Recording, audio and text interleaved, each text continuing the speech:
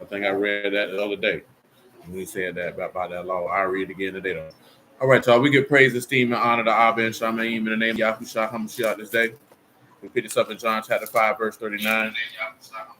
Search the scriptures, for in them you think you have eternal life, and they are they which testify of me. And you will not come to me that you might have life. I receive not honor from men, but I know you, that you have not the love of Elohim in you. I come in my Abba's name, and you receive me not.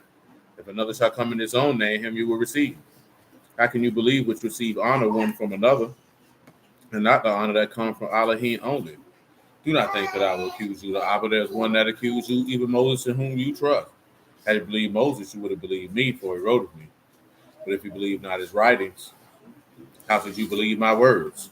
All esteem and praise the Abba and Shamaim in the name of Yahushua HaMashiach. What's going on Revelation chapter 1? Shalom, Jay. Shalom, Eric, man.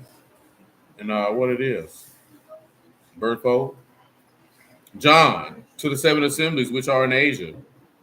Shalom, East, man. Grace unto you and shalom from him which is, and which was, and which is to come, and from the 7 Ruachs which are before his throne, and from Yahushua HaMashiach, the faithful witness, the first begotten of the dead, and the prince of the kings of the earth. Unto him that loved us and washed us from our sins in his own blood, and have made us kings and priests unto Elohim and his Abba, to him esteemed dominion forever and ever. Amen. Behold, he come with clouds, and every eye shall see him, and they which pierced him, and all kindreds of the earth shall wail because of him, even so. Amen. Shalom, Sis Virginia. Shalom, Quran, man. I'm the Aleph and the Tav, the beginning and the ending, saith the Lord, which is, which was, and which is to come, the Almighty. Ayakanan, whom also your brother and companion in tribulation, and in the Malkuf and patience of Yahushua HaMashiach, was in the isle that is called Patmos, for the word of Elohim and for the testimony of Yahushua HaMashiach. I was in the Ruach on the Lord's day, and I heard behind me a great voice as of a trumpet, saying, the Aleph and the Tav, the first and the last, what you see, write in the book, send unto the 7 assemblies which are in Asia, unto Ephesus, unto Smyrna, unto Pergamos, unto Thyatira, unto Sardis, unto Philadelphia, and unto Laodicea. Come on, man. Revelation 2:1, man.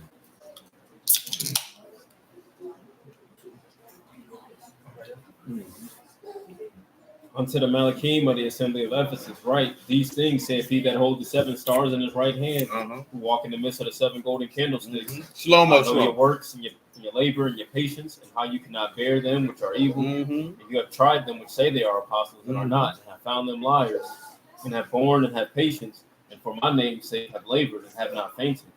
Nevertheless, I have against you, because you have left your first love. First love. Remember therefore from whence you are fallen, and repent, and do the first works, or else I will come unto you quickly, and will remove your candlestick out of its place, except you repent. But you have, that you hate the deeds of the Nicolaitans, which I also hate. He that have an ear, let him hear what the peace, Lord brother saith Omar. to the assemblies. To him that overcome will I give to eat of the tree of life, which is in the midst of the paradise of Elohim. Now, of course, you know what we're finna talk about with the Nicolaitans, but let's swing over here, and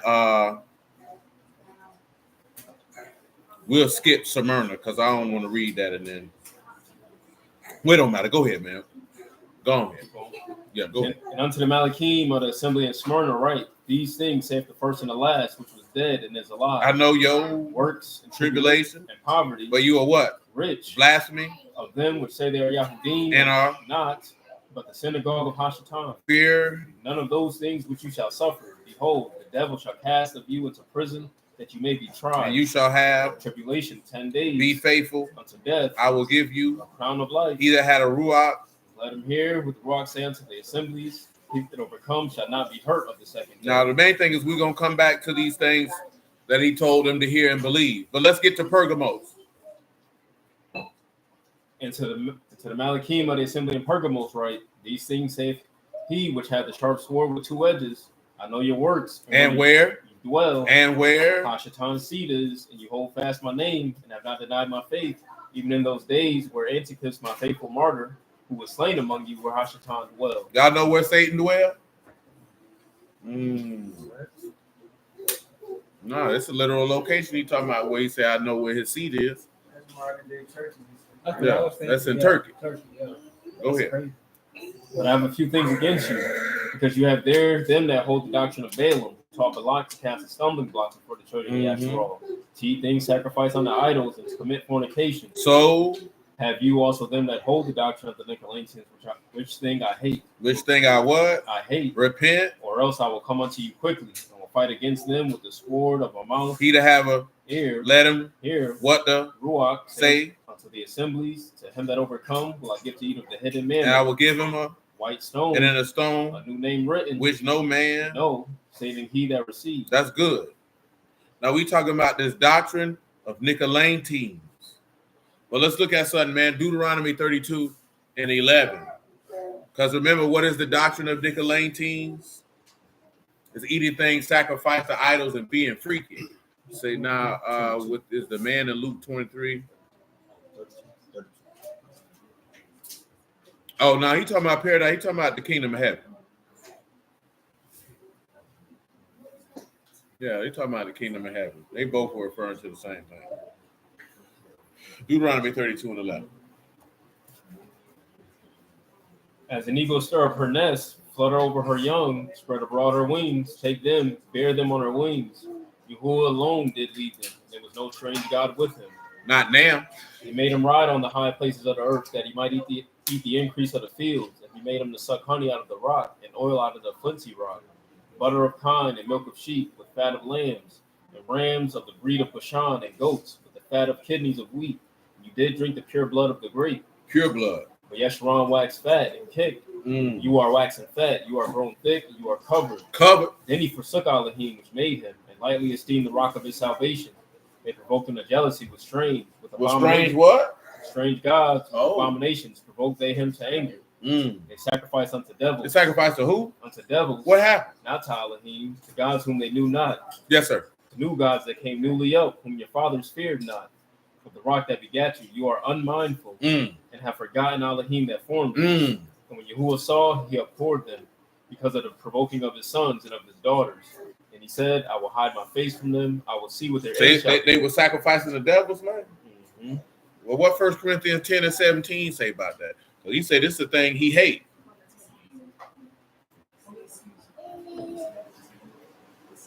Said, for we being many are one bread and one body, for we are all partakers of that one bread.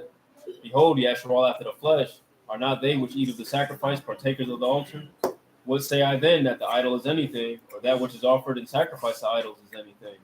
But I say that things which the Gentiles sacrifice, they sacrifice to devils. Sacrifice to who? To devils. Oh, my. And not to Elohim. Not to God. And I would not that you should have fellowship with devils. I wouldn't want you to be one with a devil. You cannot drink the cup of the Lord and the cup of devils. You cannot be partakers of the Lord's table and of the table of devils. Now, why is this a teaching that he hates? You're sacrificing things to idols and committing fornication. Look at 1 Thessalonians 4 and 1.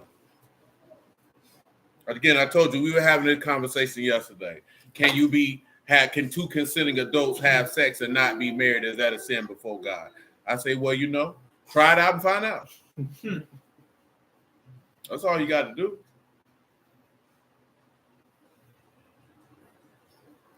Because there's a lot of things I'm going to do. Argue with somebody about what they're going to do with their genitalia ain't one of them. It's certainly not. Go ahead. Furthermore, then we beseech you, brethren, and exhort by the Lord Yahushua, that as you have received of us how you ought to walk and to please Elohim, so you would abound more and more. For you know what commandments we gave you by the Lord Yahushua. What commandments were those? For this is the will of Elohim, the sanctification. This the what of Elohim? The will of Elohim. This the what of Elohim? The will of Elohim. And the sanctification. That you should abstain from fornication. That you should abstain from what? Fornication. And what should you do? That every one of you should know how to possess his vessel, sanctification and honor. Now, this is the conversation we was having. Because it said, hey, it don't say that fornication in and of itself is not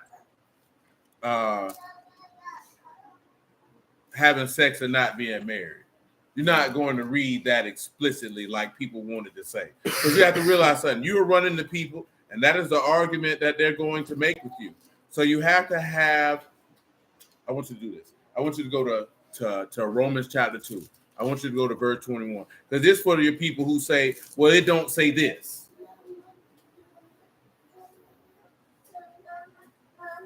Go ahead. You therefore which teach another, teach you not yourself? You that preach a man should not steal, do you steal? Mm-hmm. You that say a man should not commit adultery, do you commit adultery? Do you commit adultery? You that abhor idols, do you commit Now, I want you to sacrilege? understand something from a cultural context, right? The aspect of how people be out here bumping loins in Western society in the United States of America, did it happen? Yes. Was it the norm? No. They just didn't necessarily live like that. Now, they would go to houses of prostitution. You know what I'm saying? And unfortunately, they would just go have sex with other men's wives. You know what I'm saying? Or they would go into places of worship and participate in the sexual idolatrous worship that particular deity requires. But the aspect of, oh, you meet somebody and we just dating and we gonna live with each other for 3-4 years, then people didn't live like that. In general, shoot, overwhelmingly for that one. It didn't live like that. So to think just because that's how people live in 2025 and the time period of life that you've been alive, people in ancient times did not live like that. They didn't. A boyfriend and girlfriend thing was a foreign concept that didn't exist to them. You know what I'm saying? They were either married or they weren't. Nobody was walking around talking about this is my boyfriend. That's an Anglo-Saxon dichotomy, if you would. You say, I mean, you good. No, fornication is not exclusively that. That's what they tell you. Fornication is all illicit sexual activity as listed in Leviticus 18 and Leviticus 20. You know what I'm talking about? So we had a conversation also, like when it said the bed undefiled, they think that means you can eat your wife's booty and she can do this and she can, know what I'm talking about? No. What did it say about Reuben? He defiled his father's what? Couch. That means that's a defiled bed. So a defiled bed is any sex that is not marriage. You know what I'm saying? It's not hard to ascertain. It doesn't, but people think, oh, the marriage bed undefiled. That means, hey, dudes really said, I don't see nothing wrong with him getting paid. Marriage bed undefiled. You know what I'm saying? But some people hold to the argument. I'm just telling you that. You know what I'm saying? If you like to, to get bent over and get pegged, that's between you and the Lord. You know what I'm saying? But fornication can be, according to the law, having sex with a woman on her cycle, having sex with two sisters, because you ain't supposed to be with two sisters. You're supposed to pick one. You know what I'm talking about? Have a woman and her daughter. Ain't supposed to do that. You know what I'm talking about? Clearly not your sister, not your auntie, not your mama. All this stuff laid out. You know why it's laid out? Because the people of Canaan, that's what they were doing. You know why they were doing that? Because that's some of the stuff Baal Peor required. Yeah, that's what he required, man. Go ahead and hit Mom Dukes. Ain't a big deal. Then you read that in Corinthians. He said, man, hey, man, read 1 Corinthians 5:1. We're not making it. All you got to do is look at history, man. That's what it, I know the Christian church just tell you fornication is you having sex and not being married. Adultery falls under fornication because it's in Leviticus 18 and 20. Fornication, just by definition, just means sexual immorality. At least in Greek, anyway. I don't even know if there's a Hebrew word for fornication. First Corinthians 5:1. It is reported commonly that there is fornication among you, and such fornication as is not so much as named among the Gentiles, that one should have his father's wife. One should have his who? His father's wife. My God. And the word for fornication in Hebrew is zanah. Zayin, noon, and hey. It's to commit fornication, to be a harlot, to play the harlot, to commit fornication, to commit adultery, to force into prostitution, to be a cult prostitute, to commit fornication. Primitive, therefore wanton, commit adultery, usually of the female, less often of simple fornication, rarely involuntarily ravishment, also figuratively to be with another god, and also to play the whore. Yes, that's the Greek word porneia, but the Hebrew word is zanah.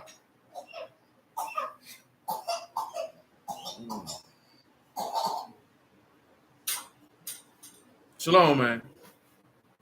Shalom, Brother Craig, man. Hold on, I lost my train of thought. Hold on. Oh, ravishment. Let me get, because Zechariah 14 speaks about ravishment, but I think that means to be raped. In the context that Zechariah 14:2 is speaking of, I think it's rape. Yeah, that's shakab. And that's to be laying with or to lie down sexually or to make to lie down. So yeah, fornication is not just unmarried sex. It runs a gambit of having sex with animals would fall under that. Like, it's just not called bestiality in the Torah. It's all under, no, don't do that. You know what I mean? Well, go ahead, man. Where you at with it?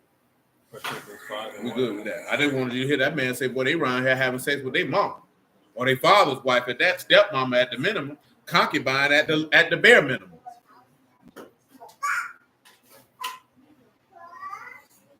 Where you at with it? The Romans 2. Go ahead, man. Really 21. I ain't got time. Okay. You therefore which teach another, teach you not yourself. You that preach a man should not steal, do you steal? You that say a man should not commit adultery, do you commit adultery? You that abhor idols, I'm already knowing sacrilege. You that make your boast of the law, through breaking the law, dishonor you, Elohim. For the name of Elohim is blasphemed among the Gentiles through you, as it is written. As it is written. For circumcision truly profit if you keep the law, but if you be a breaker of the law, your circumcision is made uncircumcision. Uncircumcised. Therefore, if the uncircumcision keep the righteousness of the law, shall not his uncircumcision be counted for circumcision? And shall not uncircumcision, which is by nature, if it fulfill the law, judge you, who by the letter and circumcision do transgress the law? For he is not a Yahudim, which is one outwardly, neither that circumcision, which is outward in the flesh, but he is a Yahudim, which is one inwardly, the circumcision of the heart and the ruach, not in the letter, whose praise is not of men, but of Elohim. See, a lot of individuals, he said the letter kill, the ruach give life. So a lot of individuals don't look at the spirit of the God that they serve. Now, Deuteronomy 25 and 11?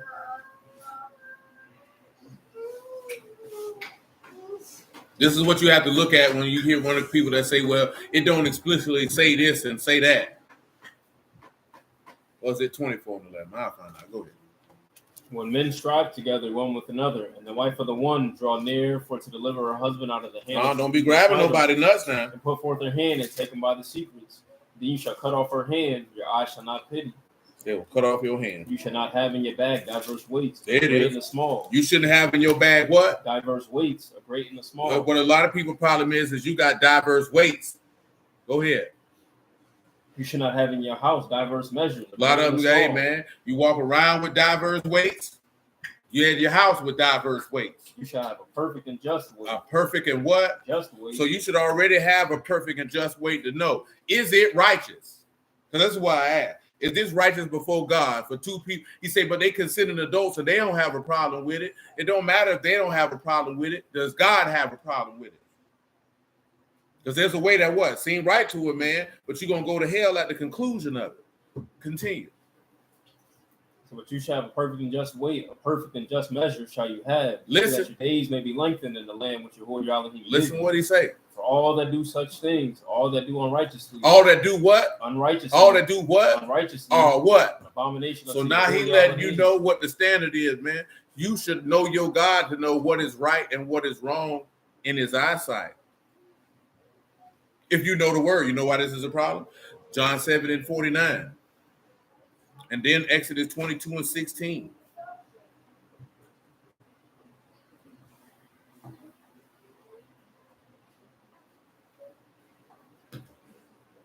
But this people who know not the law are cursed. This people who what? Who know not the law are cursed. If you don't know the law, I mean you don't know God, so you're going to be damned. Exodus 22 and 16. Now listen to what he say, because now you should be able to understand the intent of how this man operates. Exodus 22 and 16. And if a man entice a maid. Entice a who? A maid. Now see, that's what he told me when we were talking about, well, this woman not a virgin. So you mean to tell me because the woman ain't a virgin, godly standards go out the window? No, the standard of godliness doesn't go out the window because she's not a virgin. Because you know why? Now you're going to use that to say, well, since she's a virgin, I can go ahead and have sex with her because it don't matter because she's a virgin. No, that's not the play. If you want a virgin wife, then don't mess with a woman who ain't a virgin. And that's it. It's just that simple. If you don't deem a woman who's not a virgin worthy enough to be a wife, then you shouldn't have sex with her. If you say you represent God, don't do it. It's not that difficult. I've been told you this here. The whole shalom, man, the whole society would change with the complaining. And you know what all it would take is if men refuse to marry women who were not virgins. Because then if a woman knows that she wants to be married, then she would be more consciously aware of who she gave her body to. And that's it. You don't have to do anything other than that.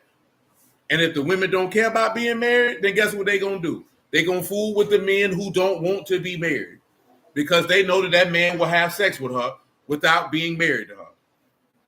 But the men who want to be married and do X, Y, Z, that's all you have to do. I'm good. But you know why most men won't do that? Because you think with your wee-wee, and you will not be willing to say, no, this is my standard, and I'd rather hold to that till I run across a woman who meet it. It ain't that hard.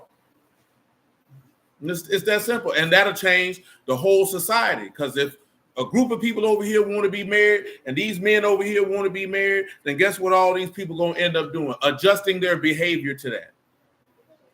Because if I run across 100 men, not saying that she would have sex with 100 men, but if she ran across 100 men and all 100 men say, oh, no, I can't marry you because you're not a virgin. All the other younger women would see that and say, okay, this choice is going to be detrimental to me because I want a husband one day. But see, we know what it takes. If it's 3 dudes that say they won't do that, but it's 65 dudes who will, then there's no reason for them to not participate, to cease from participating in certain detrimental behavior. Somebody told me, well, you got to tell the men to stop having sex. I'm like, man, clearly, ma'am, if the men are saying they don't want virgins, non-virgins, that means they're not having sex either. That means they're holding a standard. But in most people's minds, they can't fathom anyone holding any type of standard. Because that's what this is a conversation we had years ago. This is what the lady told me. It's up to the men to do it. I say, well, for the men to do it, this will solve it. But you don't like that because you know what's going to end up happening. Now you're excluded and you don't want to be excluded. And I told you that's human nature. Human beings don't like to hear things that exclude them. You know what I'm saying? If somebody was to stand up right now, it could have been a room full of women. None of these women like this man. And he said, I don't want a fat woman. All them women going to cuss him out, even though none of them women wanted him. Just because he was excluded. You know how we know this here? A woman can say she want a nigga who's 6 feet tall. This nigga might not even find this woman attractive. But since he 5'3" and a quarter, and she said she want, now he mad at her because he's excluded. Human beings don't like to hear nothing that has them excluded. So they have a negative reaction instead of saying, I'm not the person for them. That's it. It doesn't make me any lesser. Okay, you don't want a woman who's not a virgin. That doesn't speak to anything about me.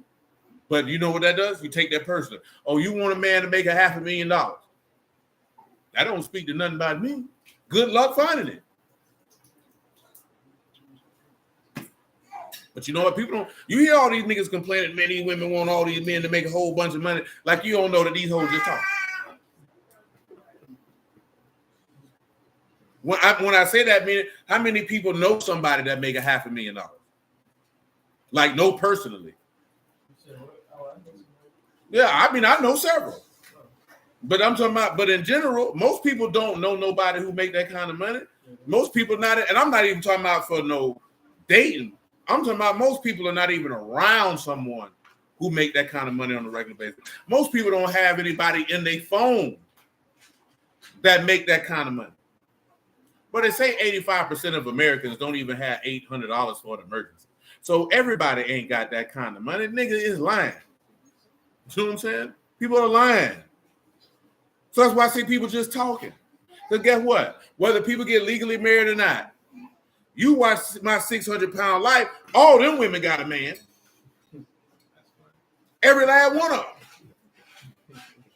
So if a 600-pound woman can get a man, I know it's a lot of people out here got one.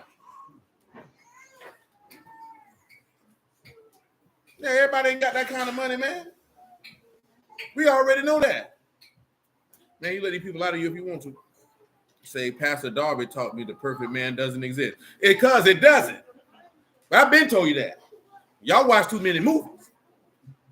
Ain't no such thing as a perfect man. There's no such thing as, I'm talking about when people say that, they're like, the perfect man is a man who you created in your mind. That man only exists in your brain. The perfect woman is a woman you designed in your brain. She doesn't exist in real life. But you know what you try to do? You try to get this person and make them become what you made in your mind.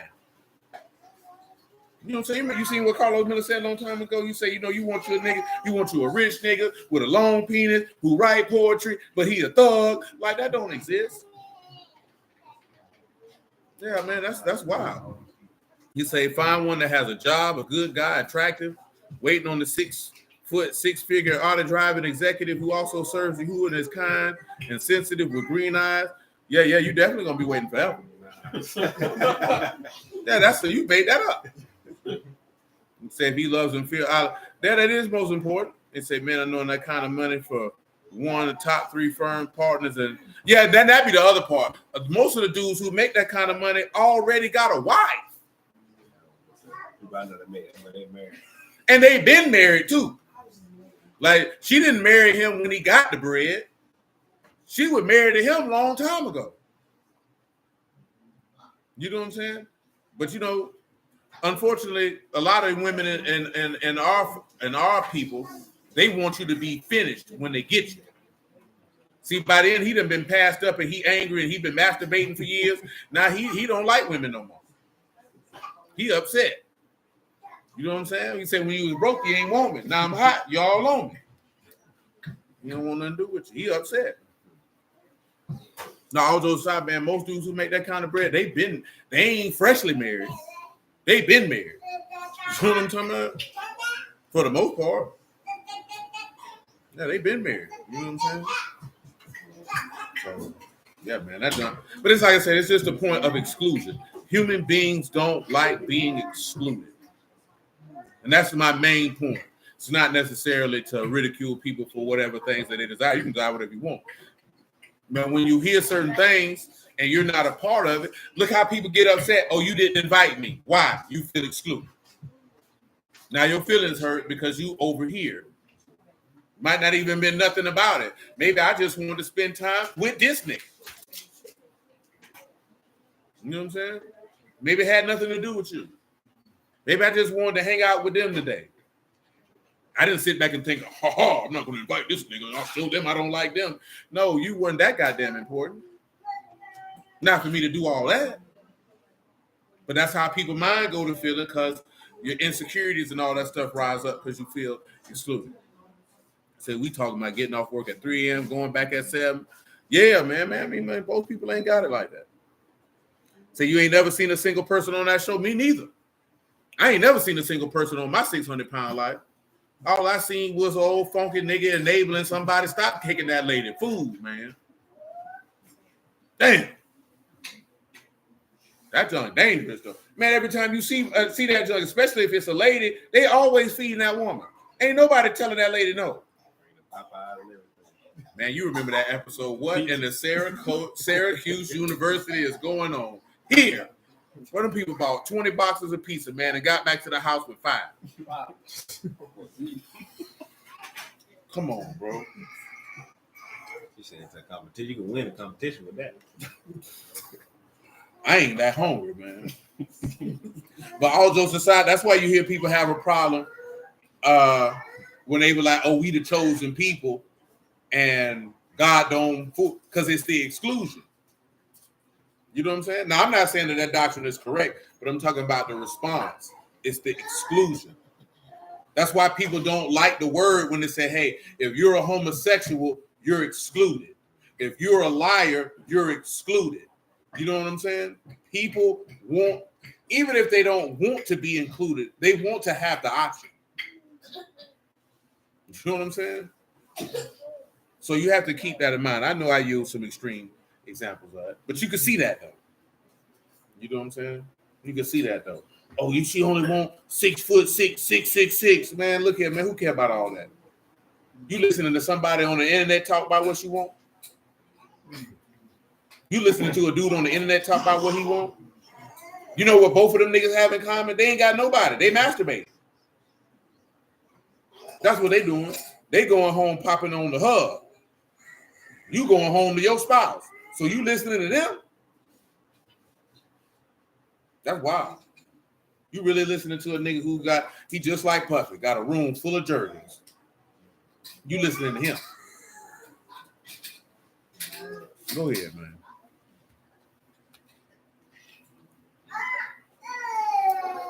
So if a man entice a maid that is not betrothed and lie with her, he shall surely endow her to be his wife. Paul, tell him what entice me. You been out here enticing maids, boy? That's pathad, to be spacious, to be open, to be wide, to be simple, to entice, deceive, persuade. Nah, it could be deceive or it could be persuade. You know, to be gullible. But see, gullible is different. I mean, easily deceived. But either way it go, you walked up to a chick, you spit some game to her for them yams. She gave you them yams. What he said you got to do what? Endow her. Tell her what it is, man. What's endow? That's mahar, to obtain or acquire by paying purchase price, to give a dowry. So you got to buy her, you got to make her your wife. To wed. You got to make her your wife. But listen what the next verse say in verse 17. If her father utterly refused to give her unto him, he shall pay money according to the dowry of virgins. Now listen, if the daddy say no, then you got to do what? Leave her alone. Now you got to pay her daddy, but you got to leave her alone. So what is the intent? The intent is don't be out here having sex with nobody. And if you do have sex with somebody who's not betrothed, guess what you got to do, Civic? You got to marry her then. And if you're not going to marry her, guess what you got to do? Leave her alone. You see how simple that is? Oh, but it don't say that. If you don't understand the intent, then you ought to go to hell then. Because I don't know what to tell you. You know what that is right there? That's a just weight and a just measure. You see how simple that is? Why do people make the simple things difficult? Now let's read it in Deuteronomy 22. We got to be careful with that one there, because this one here talking about people who committed adultery, and we don't want to read that. Hold on, let me see. Verse 13 talking about you committing adultery. 28. Now listen, 25 is talking about if a woman is being sexually assaulted. If she's being sexually assaulted, peace, Brother Joseph.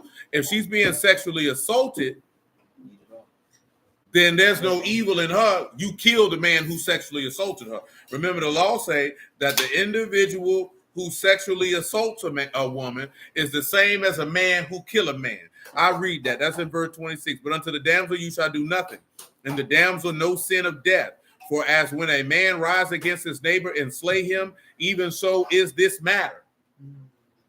So scripturally, if a man sexually violates a woman, it is akin to committing murder. You know what I'm saying? That is what it is equal to in the eyesight of Yahuwah. That means that nigga should die. Simple as that. It is what it is. Take it up with him because you know a lot of people feel like the white folks don't kill people for doing that. Yahuwah say kill them. Now, of course, if you kill them, you go into prison. You know what I'm talking about? So just let the Lord deal with it. Now, if you ready to go to prison, I understand. Because Cain Velasquez, he was a UFC fighter. He wrestled on WWE one time. You know where he at right now? He in prison. Oh, what? You know why he in prison? Nigga touched his jit. And he shot that nigga. Yeah, no, he did it for real. He recently got sentenced. Let me see how much time he got. That's a good movie, though. Yeah, he just got sentenced.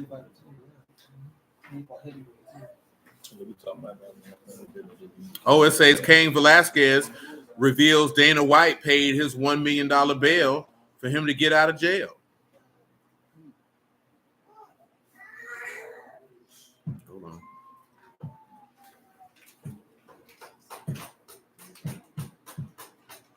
Yeah, he didn't kill the dude, though.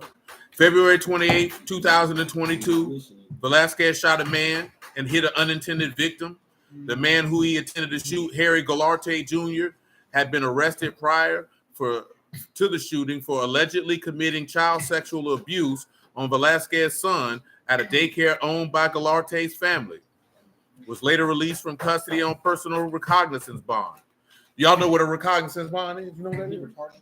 No, that means you're released off your name. You sign yourself out. You don't got to pay a bond. Oh, wow. You know what I'm saying? That's a normal thing. A recognizance is a form of bail in which the accused is released from pretrial detention with an incentive to ensure that they will appeal before the court to face charges in the day in the future. They might be recovered to provide sureties or being another person who will guarantee the attendance of the accused and agree to forfeit the amount if they do not. If the person is not required to provide a surety, they're released on their own recognizance. Release on recognizance is sometimes abbreviated as ROR, and that's a different from a bail bond that is pledged for cash money. Because the first case I ever caught, a misdemeanor marijuana possession, rolling up weed in Regency Mall, I got released on ROR. They just let you out. It's basically, you're signing yourself out, even though you're not technically signing yourself out. It says, armed Velasquez chased a vehicle that contained Galarte, his stepfather and mother. Velasquez ran the vehicle with his own before pulling out his firearm and shooting at the man through the window and missing, instead hitting the man's stepfather and causing non-life-threatening injuries. Now, you can do like he did. You can gun that nigga down. But you're going to go to prison. But I think everybody would understand. I'm not saying go shoot nobody. But if you did, I would understand. I forgot to see how much time he caught. They booked him on attempted first-degree murder. That's July 20. August 16, 2024, he pled no contest. Yeah, he got 5 years and 4 years supervised probation. With the time served in the county jail and under house arrest being credited, he'll be eligible for parole in March 2026.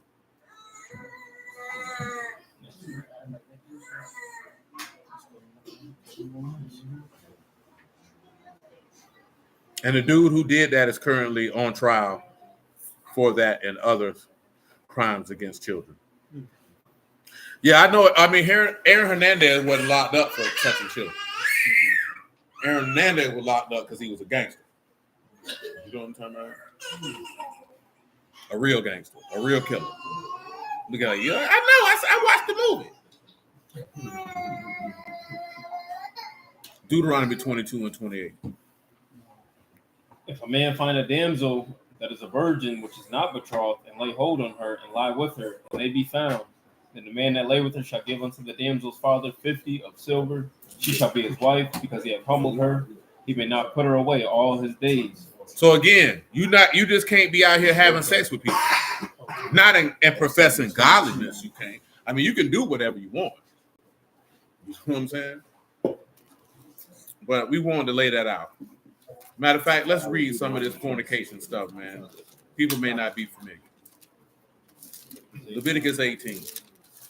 There's a lot of freaky deaky 69 gods out here, man. Look at each other. Mm-hmm. You were one of them, huh? Leviticus 18 and 6. Back in my youth. You say back in my younger days, shoot. Doggone fifth of hen gonna get me to win. Johnny looked like the type want to get him drunk. No, just gonna get you another sip. Spiking. He ain't even spiking him. He had to get you another sip. I'm trying to show him a good time. You know what I'm saying? Come on. Drink you some more. He don't never drink now. Water in his cup. He ain't got no liquor in his cup. They think he drinking hen, he drinking tea. That boy done slipped off and poured some tea. Go ahead, get your nut. She like, he knocking that liquor back. Wonder why he got to keep going to use the bathroom. He drinking all that tea. You got to pee. Leviticus 18:6. That boy tough, ain't he? Say, none of you shall approach to any that is near kin to him to uncover their nakedness. I am Yahuwah. You won't approach anybody that's near what? Near of kin to him. Tell them what kin is, man, just in case people confused. That's basar, flesh of the body of humans, of animals, the body. So that's near flesh. Kindred, blood relations. Blood related. Go ahead, man. The nakedness of your father, the nakedness of your mother, shall you not uncover. She is your mother. You shall not uncover her nakedness. Nakedness of your father's wife. You shall you not uncover. It is your father's nakedness. The nakedness of your sister, the daughter of your father, or daughter of your mother, whether she be born at home or born abroad. Their nakedness you shall not uncover. That man say he don't care where they were born at. You better not do it. Go ahead. The nakedness of your son's daughter or of your daughter's daughters, even their nakedness you shall not uncover. For theirs is your own nakedness. You a nasty nigga sleep with your grandchildren. Go ahead, man. The nakedness of your father's wife's daughter, begotten of your father, she is your sister. You shall not uncover her nakedness. You shall not uncover the nakedness of your father's sister. That's wild. She is your father's near kinswoman. Sad part is, there's people who live like this. Go ahead, man. You shall not uncover the nakedness of your mother's sister. She is your mother's near kinswoman. You shall not uncover the nakedness of your father's brother. You shall not approach to his wife. She is your aunt. You should not uncover the nakedness of your daughter-in-law. She is your son's wife. Come on, man. You should not uncover her. Look at you see how they said, right? Daughter-in-law and all. You ain't blood related. You a dirty nigga, boy. You ain't had no business messing with your son's wife. What you got going on? You shall not uncover the nakedness of your brother's wife. It is your brother's nakedness. Now, how many stories you done heard with dudes smashing their brother's wife, man? People playing all type of dirty games out here, man. Go ahead. Going on for a long time. Long time. You should not uncover the nakedness of a woman and her daughter. Neither shall you take her son's daughter or her daughter's daughter to uncover her nakedness.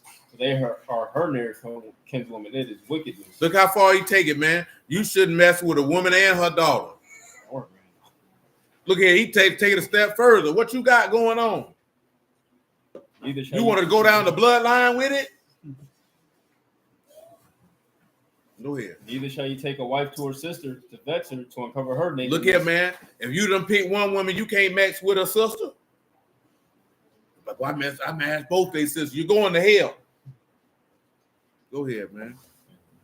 So besides the other in her lifetime, also you should not approach unto a woman to uncover her nakedness as long as she is put apart for her uncleanness. Moreover, you shall not lie carnally with your neighbor's wife to defile yourself with her. You should not let any of your seed pass through the fires of Molech. Neither shall you profane the name of your Elohim. I am Yahuwah. Go ahead. You should not lie with mankind as with womankind. It is abomination. We shouldn't even have to tell you that. Some of these boys, Batima. Like no pum pum. Batima. You friends with Batima? Batima boy. Neither shall you lie with any beast to defile yourself therewith. Neither shall any woman stand before a beast to lie down there too. It is confusion. That's absolutely wild. Lie down with a beast?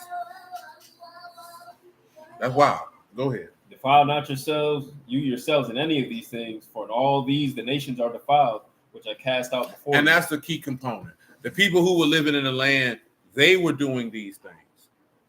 He was like, yeah, y'all not finna come in here and do that. Because I killed them for doing it. So guess what I'm going to do to you? Now, let me make sure Leviticus 20 ain't got no variation. You can read Leviticus 19 to 29. Behind nations. 69 gods. That's how they get closer to their God. Yeah. Do not prostitute your daughter, cause her to be a whore, lest the land fall to whoredom and the land become full of wickedness. Tell them what prostitute means, man. The law to profane, defile, pollute, desecrate. That's the key thing, man. If you desecrate and make your daughter common, that's how you prostitute her. Prostituting her is not selling her. You know what I'm saying? Deuteronomy 23 and 17.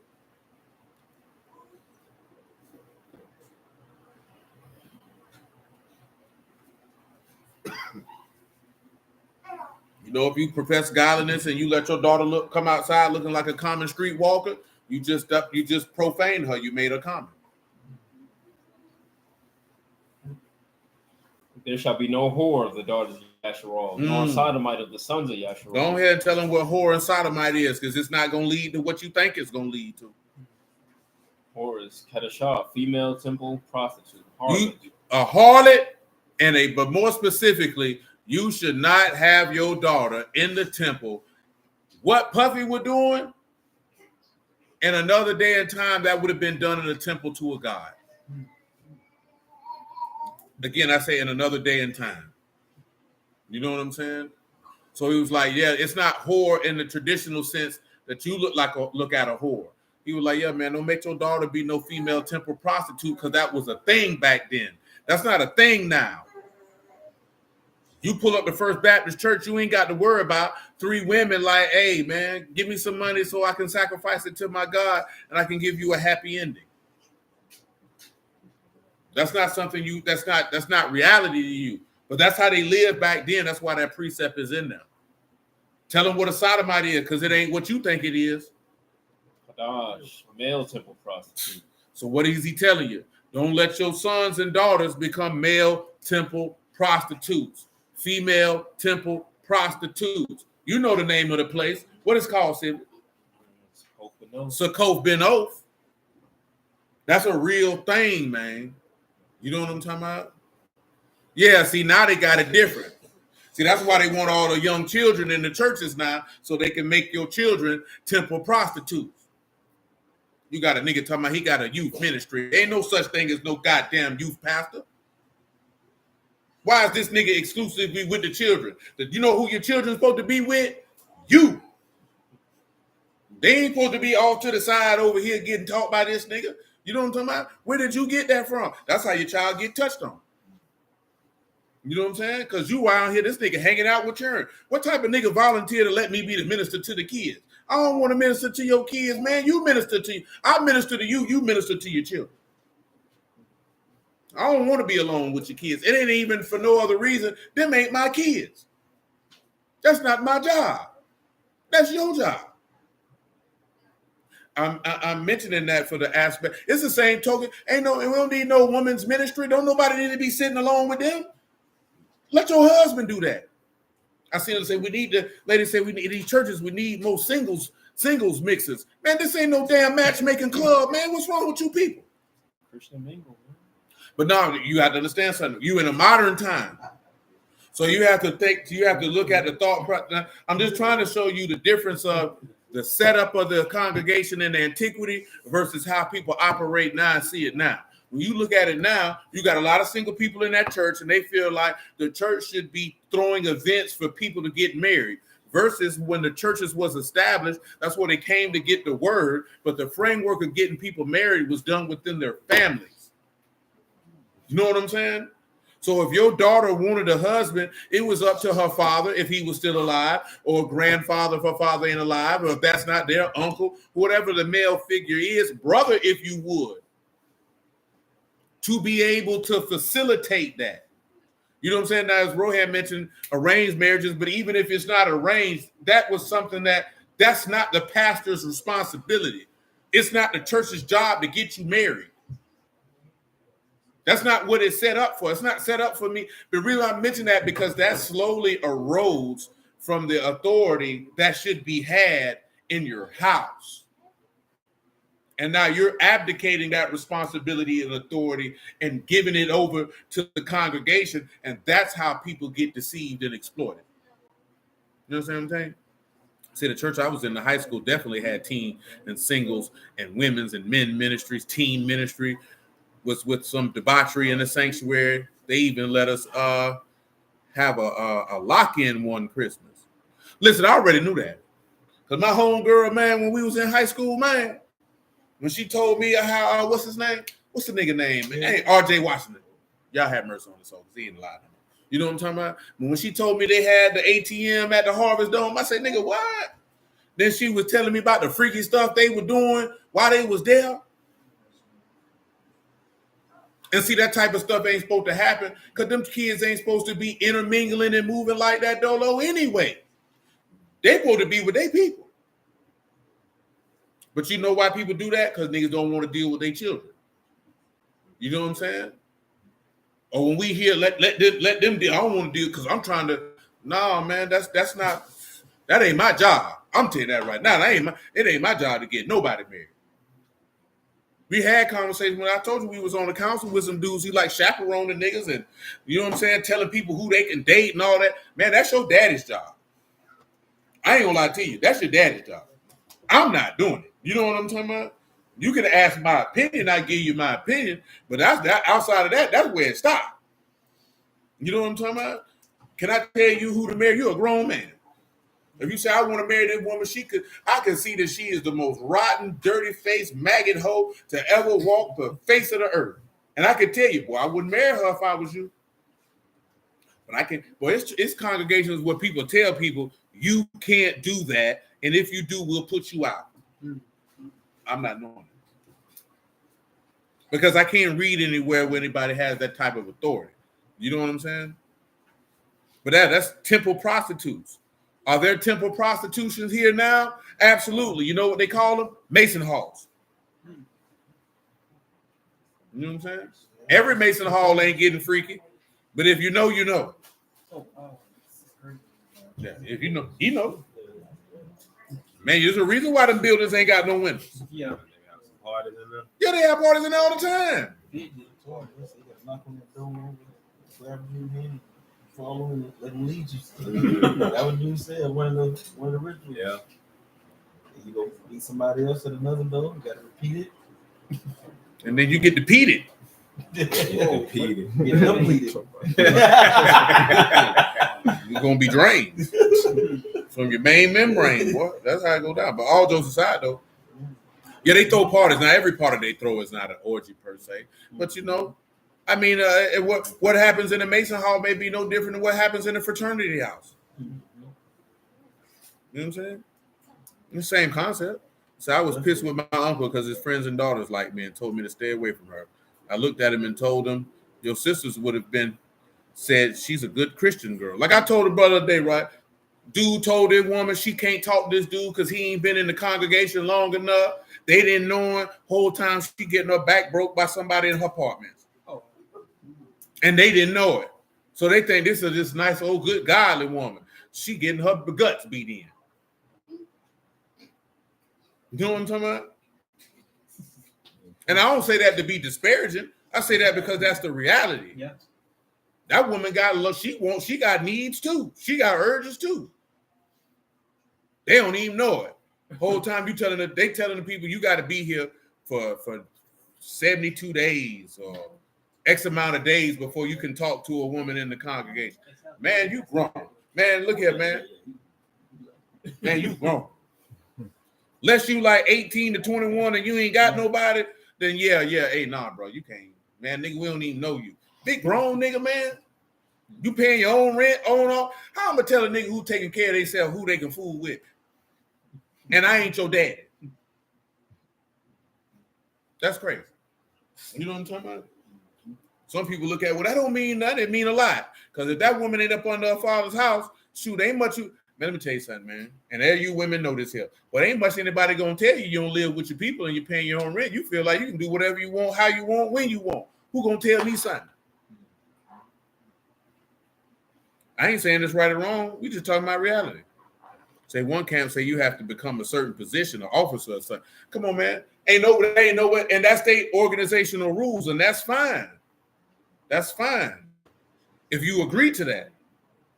Now, there's a difference if you agree to it now. You can't go around talking trash about it and you agree to it. But when you open up the text, that's not happening. Y'all ever seen a male temple prostitute? You seen one before? They call them a catamite in another society. You know what I'm talking about? Yeah, man. You ever seen a female temple prostitute? Some people in these days say the modern day equivalent would be a stripper.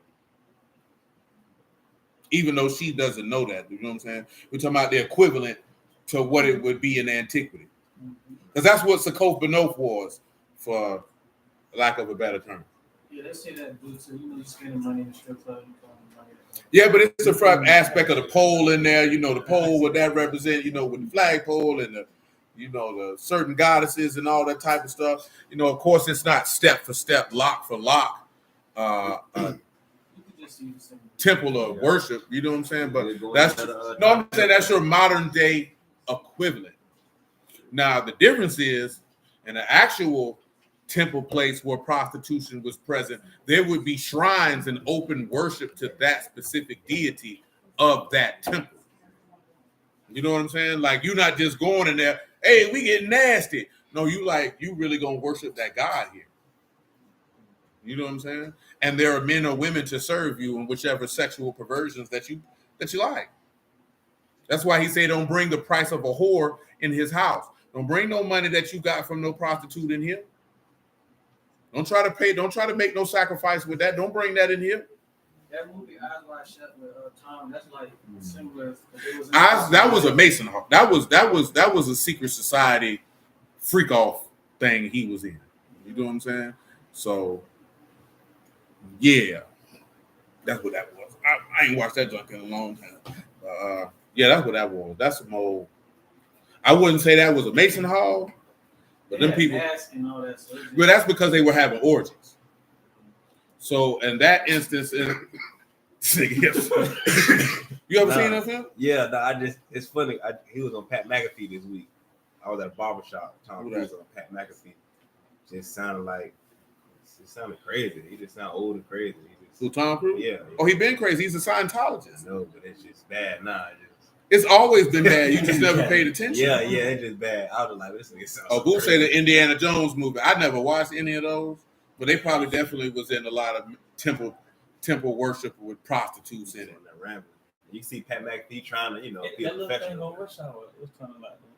Yeah. I mean, that was a thing.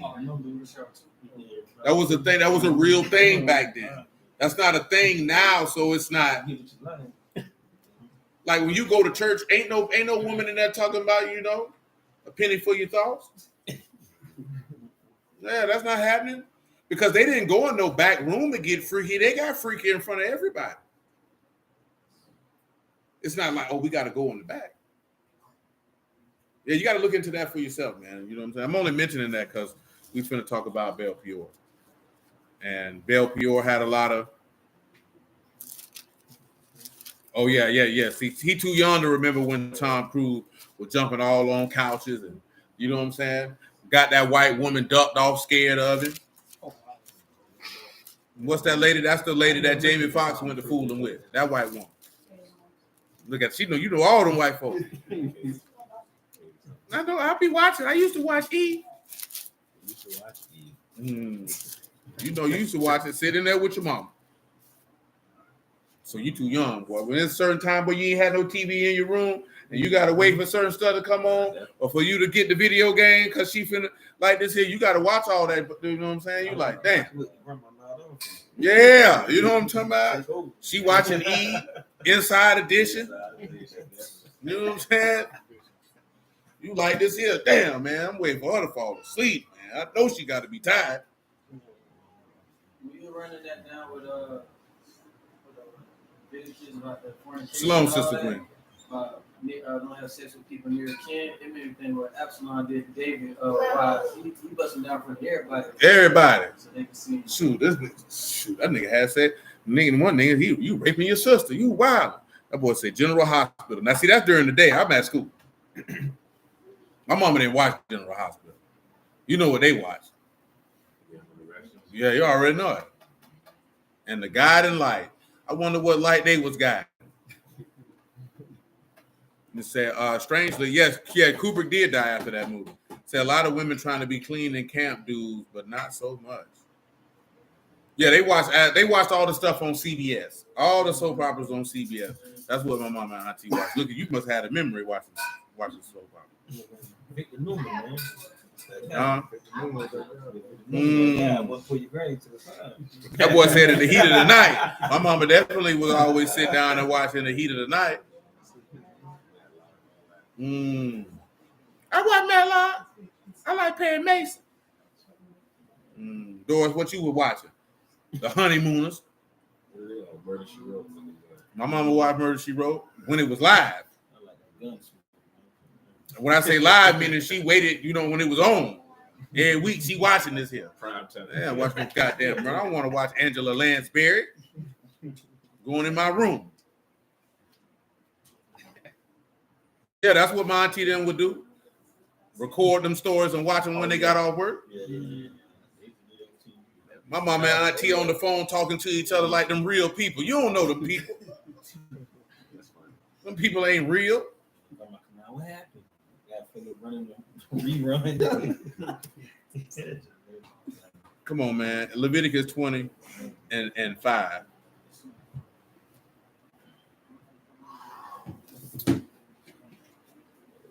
That's what they doing to my children now. Got them in there watching Law and Order. Talking about some background noise. Nah, she got them listening to Criminal Intent. She got my children in there watching NCIS.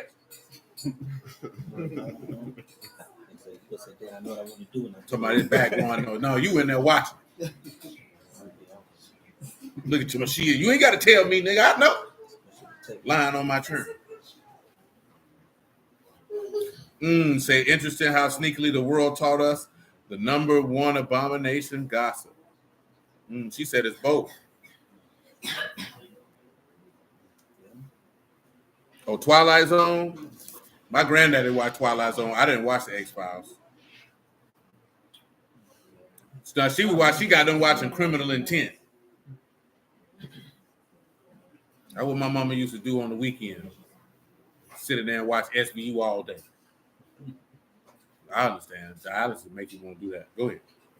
I didn't watch Grey's Anatomy either. My cousin did. So then I will set my face against that 7. man. I'm sorry, I meant 5. You can make it 4 though. Shoot. Matter of fact, That's all it you can make it 1 because it's talking about all that. Leviticus 20 and 1.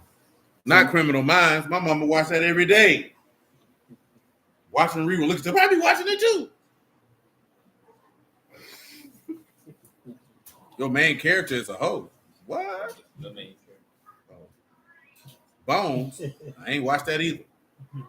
Who spake unto Moses? But I don't watch TV like that. Again, you shall say to the children of Yasharal, whosoever be of the children of Yasharal, or the strangers that sojourn in Yasharal, they give any of his seed unto Molech, he shall surely be put to death. The people of the land shall stone him with stones. Stony.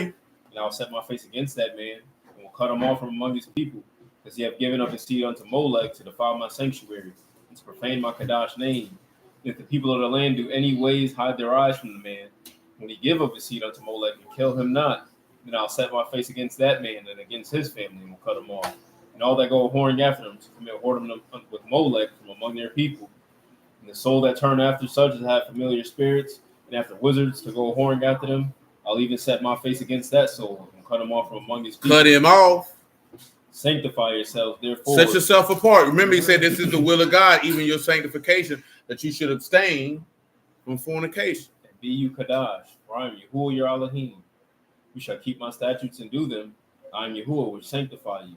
For everyone that cursed his father or his mother shall surely be put to death. He hath cursed his father or his mother, his blood upon him. Come on. And the man that commit adultery with another man's wife, even he that commit adultery with his neighbor's wife, the adulterer and the adulteress shall surely be put to death. Go ahead. And the man that lie with his father's wife, have uncovered his father's nakedness, both of them shall surely be put to death, their blood upon them. And if a man lie with his daughter-in-law, both of them. Now that's good because it's going to remunerate things that you already heard. But I want you to come all the way down. But I want you to hear what it's here because he said you're going to die, you ain't going to have no damn kids. Verse 19. You shall not uncover the nakedness of your mother's sister, nor of your father's sister, for he uncover his near kin. They shall bear their iniquity. I mean, I've seen the Andy Griffin show, but I ain't watch it like that. You got to remember, I'm from a different time, man. We were outside. You know what I'm saying? That's sitting in the house and it looked like that outside. Talking about watching TV. Shoot, lying to me. What time it is? It's 4:29. Man, we'd have been out the door by 8:39. Ain't coming back neither. Oh no. Yeah. Oh no, we gone. Yeah, we gone.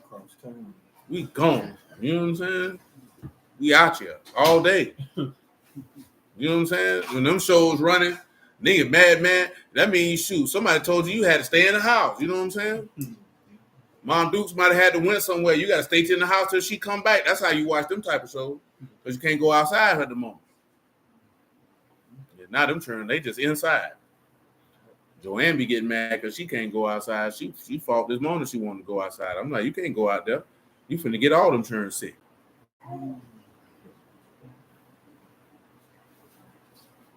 Yeah, it's a little weird boy in the neighborhood too. That boy gonna make me hang him upside down. Yeah. That nigga always be trying to hug my child. Oh. This little homeboy was like, "Hey man, what's wrong with you?" Nah, for real, little boy say, "Hey man, you need to chill out." Yeah, you should show that.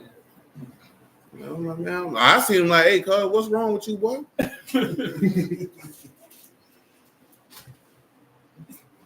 How old? What is it? About 7, 6? I don't know how old that little nigga is, but he like this. He need to tighten up. Go ahead, man. And if a man shall lie with his uncle's wife, he have uncovered his uncle's nakedness. They shall bear their sin. They shall die childless. My granddaddy used to watch Bonanza. Go ahead. And if a man shall take his brother's wife, it is an unclean thing. He have uncovered his brother's nakedness. They shall be childless. Mm-hmm. You shall therefore keep all my statutes and all my judgments and do them. At the land where I bring you to dwell, therein spew you not out. And you shall not. Walk in the manners of the nation, Which I what? cast out before you. For they committed all these things, and therefore I abhorred them. Mm-hmm. But I have said unto you, you shall That's inherit. good, man. That's good. Verse 26. You shall be Kadash unto me, for I Yahuwah am Kadash, and I've severed you from other people, that you should be mine. Now, he said that he separated you, that you should belong to him. Now, I mentioned all that because he said this is your sanctification, even the will of God. And it mentioned in that fornication the worship of Molech, just like it did in Leviticus 18, because the worship of a god and sexual impropriety sometimes go hand in hand. But just for refresher's sake, Revelation 2 and 6, and then 2 and what, 18?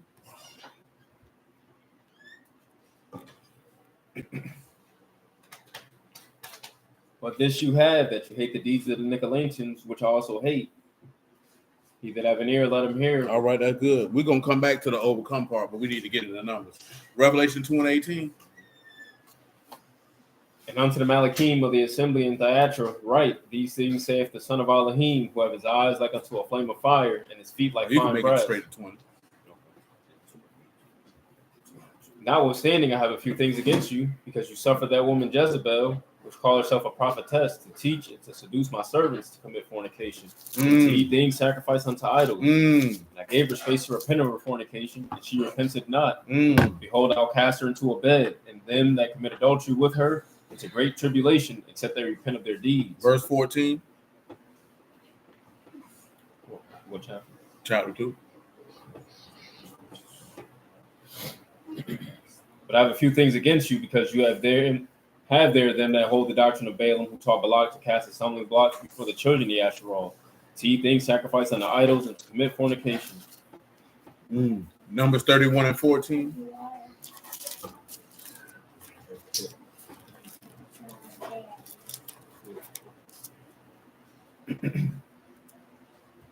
And Moses was wroth with the officers of the host, with the captains over thousands and captains over hundreds, which came from the battle. Moses said unto them, have you saved all the women alive? Behold, these caused the children of Yasharal, with the counsel of Balaam, to commit trespass against Yahuwah in the matter of Peor. And there was a plague among the congregation of Yahuwah. That's good. He said, didn't know they was running a brothel for years on Gunsmoke. Yeah, man. You know, that's where Richard Pryor said he grew up at, in a whorehouse. Oh, wow. I think he said he was the offspring of a prostitute. Come on, man. Numbers 22 and 1.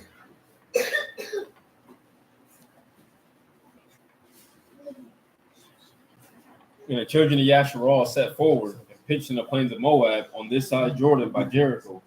And Balak the son of Zippor saw all that Yasharal had done unto the Amorites. Moab Was so afraid of the people, because there were many, and Moab was distressed because of the children of Yasharal.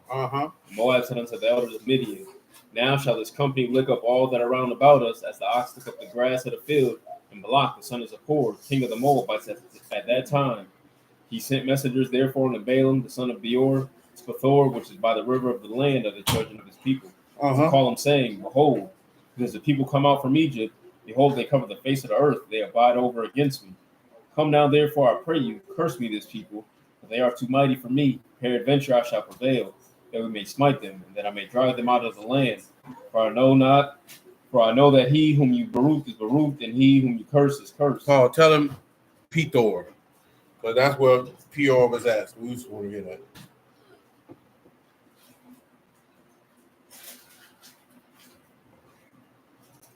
That's in verse 5. That is Soothsayer, a town of Mesopotamia, the home of Balaam, located on a river, site unknown. Let's go.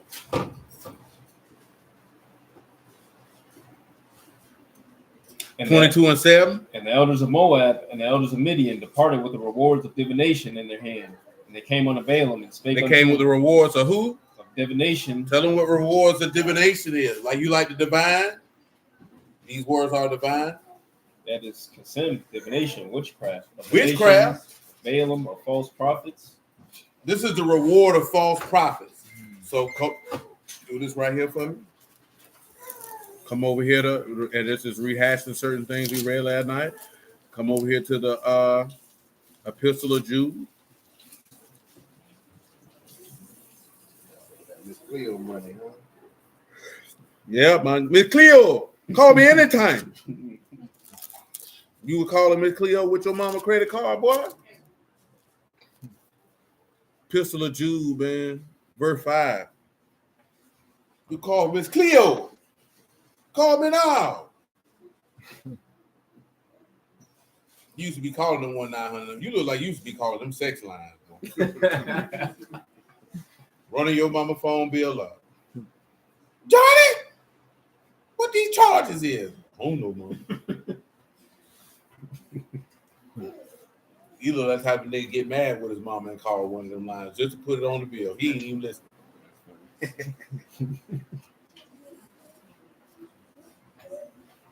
Shall therefore put you in remembrance, though you once knew this, how that the Lord, having saved the people out of the land of Egypt, afterward destroyed them that believed not, and the Malachim which kept not their first estate. That's interesting, Rowan.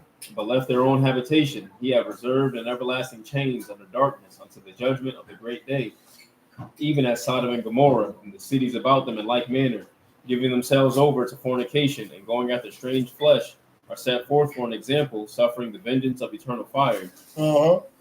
Likewise, all these filthy dreamers defile the flesh, despise dominion, and speak evil of dignities. Yet Michael, the archmalachim, when contending with the devil, he disputed about the body of Moses, durst not bring against him a railing accusation, but said, the Lord rebuke you.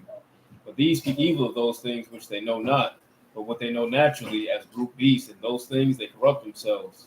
Woe unto them, for they have gone in the way of Cain, and ran greedily after the error of Balaam for reward. They ran greedily after the error of who? Of Balaam for reward, and perished in the gainsaying of Korah. Oh, my God, today. 2 Peter chapter 3. Make it 3 and 9. 2 Peter 3 and 9. The Lord is not slack concerning his promise, as some men count slackness, but is long suffering to usward, not willing that any should perish, but that all should come to repentance. But the day of the Lord will come as a thief in the night, and the which Shamahim shall pass away with a great noise, and the elements shall melt with fervent heat. Burn it. The earth also and the works that are therein shall be burned up. Seeing then that all these things shall be dissolved, what manner ought you to be in all Kadash conversation and godliness, looking for and hasting unto the coming of the day of Elohim, where Shamahim thing my on bad. fire. It should have been chapter 2. 2 Peter chapter 2 and verse 9. My bad. Say the Lord know how to deliver the godly out of temptations, and to reserve the unjust unto the day of judgment to be punished. Go ahead. But chiefly them that walk after the flesh and the lust of uncleanness and despise government, presumptuous are they, self-willed, they are not afraid to speak evil of dignities. Whereas Malachim, which are greater in power and might, bring not railing accusation against them before the Lord. But these, as natural brute beasts, made to be taken and destroyed, speak evil of things that they understand not, and shall utterly perish in their own corruption. and shall receive the reward of unrighteousness, as they that count it pleasure to riot in the daytime. Spots they are, and blemishes, sporting themselves with their own deceivings, while they feast with you, having eyes full of adultery, and that cannot cease from sin, beguiling unstable souls, a heart they have exercised with covetous practices, cursed children, which have forsaken the right way, and are going astray, following the way of Balaam, the son of Besor, who loved the wages of unrighteousness. Love the wages of what? Unrighteousness. More. But was rebuked for his iniquity. The dumb ass speaking with the man's voice forbade the madness of the prophet.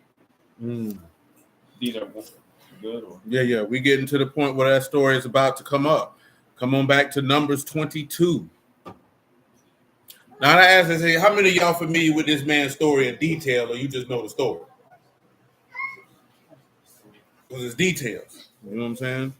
You have to pay attention to that. Verse 7, he said the rewards of what? Go ahead. Numbers 22 and 7. And the elders of Moab and the elders of Midian departed with the rewards of divination in their hand, and they came unto Balaam and spake unto him the words of Balak. And he said unto them, lodge here this night. I will bring you word again, as your voice shall speak unto me. The prince of Moab abode with Balaam. And Elohim came unto Balaam and said, what men are these with me? And Balaam said, and Elohim, Balak, the son of Zippor, king of Moab, hath sent unto me, saying, behold, there's a people come out of Egypt, which cover the face of the earth. Come now and curse me them. Peradventure I shall be able to overcome them and drive them out. And Elohim said unto Balaam, you shall not go with them. You shall not curse the people, for they are Baruch. Balaam rose up in the morning and said unto the princes of Balak, get you into your land, for you who refuse to give me leave to go with you. Go ahead. The princes of Moab rose up, and they went unto Balak and said, Balaam refused to come with us. Balak sent yet again princes, more and more honorable than they. They came to Balaam and said to him, thus saith Balak, the son of Zippor, let nothing, I pray you, hinder you from coming unto me, for I promote you unto very great honor. Go ahead. I'll do whatsoever you say unto me. Come therefore, I pray you, curse me this people. Balaam answered and said unto the servants of Balak, Balak will give me his house full of silver and gold. I cannot go beyond the word of Yahuwah my Elohim. Notice Paul. Go back to verse 13. Listen what he said. And Balaam rose up in the morning and said unto the princes of Balak, get you into your land, for Yahuwah refused to give me leave to go with you. And the prince of Moab rose up, and they went unto Balak and said, Balaam refused to come with us. Go ahead. And Balak sent yet again princes, more and more honorable than they. Go ahead. They came to Balaam and said to him, thus saith Balak, the son of Zippor, let nothing, I pray you, hinder you from coming unto me. Go ahead. For I promote you unto very great honor. I want to promote you to very great what? Honor. What that sound like to y'all? Luke chapter 4. It did. Continue. And I will do whatsoever you say unto me. Come therefore, I pray you, curse me this people. And Balaam answered and said unto the servants of Balak, Balak would give me his house full of silver and gold. I cannot go beyond the word of Yahuwah my Elohim to do less or more. Now therefore I pray you, tarry you also here this night, that I may know what Yahuwah will say unto me more. Elohim came unto Balaam at night and said unto him, if the men come to call you, rise up, go with them. But yet the word which I say unto you, that shall you do. Balaam rose up in the morning and saddled his ass and went with the princes of Moab. And Elohim's anger was kindled because he went. The Malachim of Yahuwah stood in the way for an adversary against him. Now he was riding upon his ass with the servants with him. And the ass saw the Malachim of Yahuwah standing in the way. And his sword drawn in now listen, right? Some people say, when he said, he told them, if they come call to you, rise up and go with them. But yet the word which I say unto you, that shall you do. You know what I'm talking about? Now he wasn't telling them to slide off with him. He would tell them if they call for you, go see what they want. Oh, I was confused. You know what I'm talking about? But don't get up and go with them. Okay. You know why he went with them? Because of verse 7, because they had the rewards of divination. You know what I'm talking about? Again, I read in verse 7, Elohim said unto Balaam at night and said unto him, if the men come to call to you, rise up and go with them. But yet the word which I shall say unto you, that shall you do. See, he didn't do what he didn't wait for no word. He just slid. He wasn't supposed to do that. You know what I'm talking about? And he really had him do that to see what was he going to do. It's the same thing like with Saul. Saul was supposed to sit back and wait for a word and didn't wait. Who was supposed to wait on Samuel? Excuse me. See, all these, yeah, that's it. Because remember, Balak is enticing him with things ahead of time. So to go meaning you You want what he offered. It's a reward. It's a reward. That's why he say you went after the reward of the wages of unrighteousness. He would try, basically, Balaam was trying to find a way to please Yahuwah and get the money out of the dudes at the same time. Go ahead, man. Verse 21. And Balaam rose up in the morning and saddled his ass and went with the princes of Moab.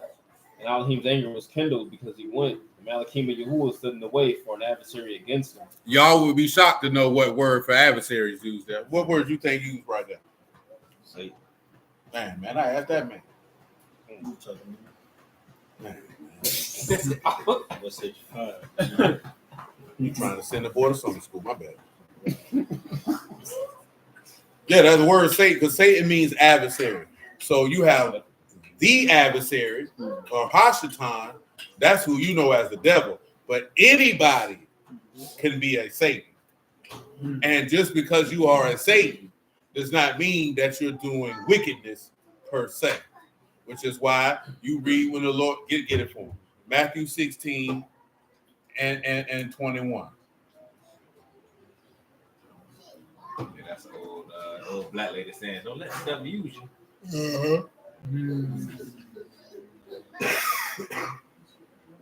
From that time forth began Yahushua to show unto his disciples how that he must go into Jerusalem and suffer many things of the elders and chief priests and scribes, and be killed and be raised again the third day. Then Peter took him and began to rebuke him, saying, Be it far from you, Lord, this shall not be unto you. But he turned and said unto Peter, Get you behind me, Satan, you are an offense unto me. For you savor not the things that be of Elohim, but those that be of men. Because he would be an adversarial. That means that he is Satan, or even if Satan was in it. You know what I'm saying? If someone is being adversarial, by Hebrew definition, they're being a Satan. Because they're being an adversary. Go ahead and pull the word for him in verse 22. Man. Now that's all about context, man. That's all. Satan, an adversary, one who withstands. Adversary in general, personal, or national. Superhuman adversary, that's Hashatan. Do you see that? It said adversary in general, personal, or national. But then when you have your supernatural adversary, that's the devil. And even that means what, Stevie? Slanderer, accuser, whisperer. You know what I'm saying? Satan is a whisperer. He like to lie on niggas. Go ahead, man. And the ass saw the Malachim and Yahuwah standing in the way, and his sword drawn in his hand. The ass turned aside out of the way and went into the field. Balaam smote the ass to turn her into the way. But the Malachim of Yahuwah stood in the path of the vineyard, a wall on this side and a wall on that side. And when the ass saw the Malachim of Yahuwah, you say same deal as the Antichrist? In what regard, bro? Now, Antichrist is different. You know what I'm saying? Because, do this favor for me. Second epistle of John. Verse, is that what I want? Man, give me verse 6.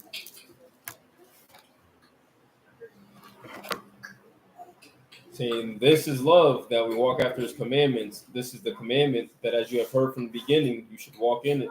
Many deceivers are entered into the world, who confess not that Yahushua HaMashiach is come in the flesh. This is a deceiver and an antichrist. So go ahead and tell them what antichrist is by definition. Antichristos, the adversary of the Messiah, an opponent of the Messiah, antichrist. So someone who, now, what makes someone an antichrist? He said they're the opponent of who? Of the Messiah. They're an adversary of who? Messiah. And what else it said they were? An antichrist. So what makes an individual that? Well, let's look at 1 John 2 and 16, and then 1 John 4 and 1.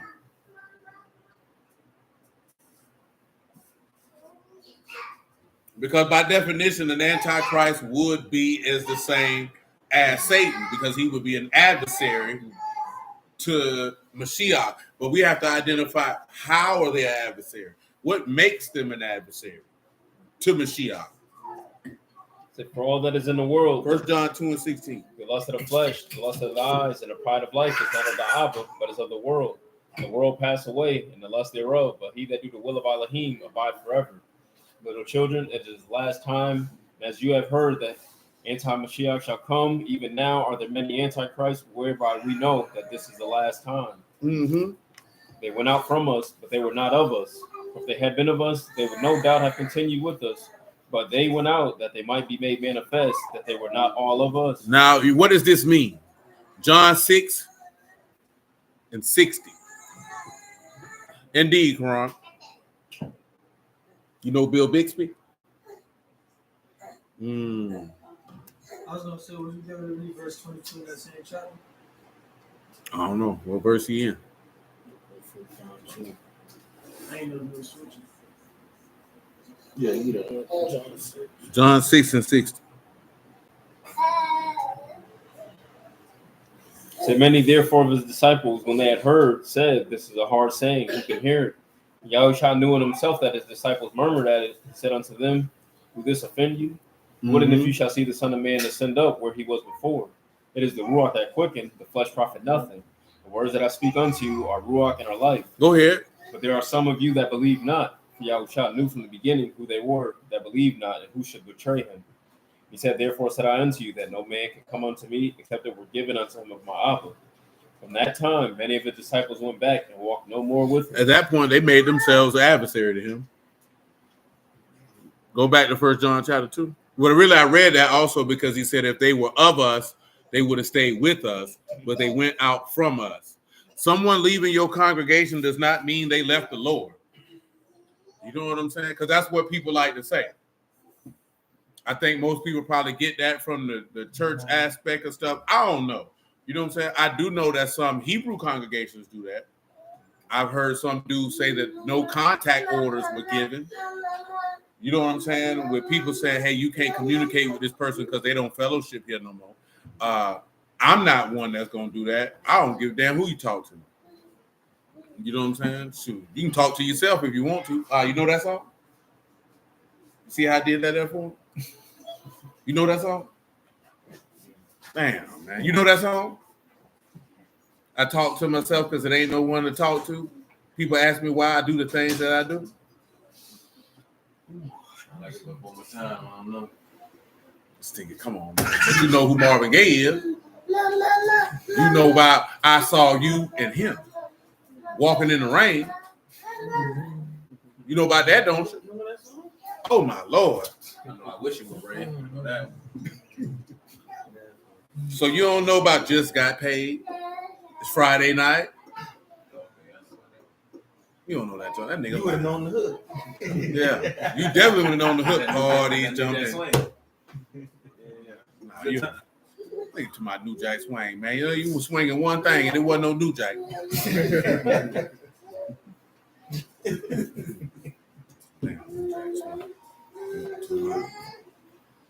You know what I'm saying? That nigga had a hell of a name. Then Orange Juice Jones. He said, I was excommunicated from a church in Union City called Kingdom Reality Ministries because he wanted me to cut school to do something he wanted me to do. Yeah, he ain't even know that song, Monte. Man, good old Johnny Kemp, man. Just Got Paid. Well, I saw you and him walking in the rain, boy. The boy, when he go to talking, I'm talking about, boy, you could have never even had an old lady cheat on you before, boy. You messing with this old sucker. You know what I'm talking about? That nigga going off, man. That junk was funny.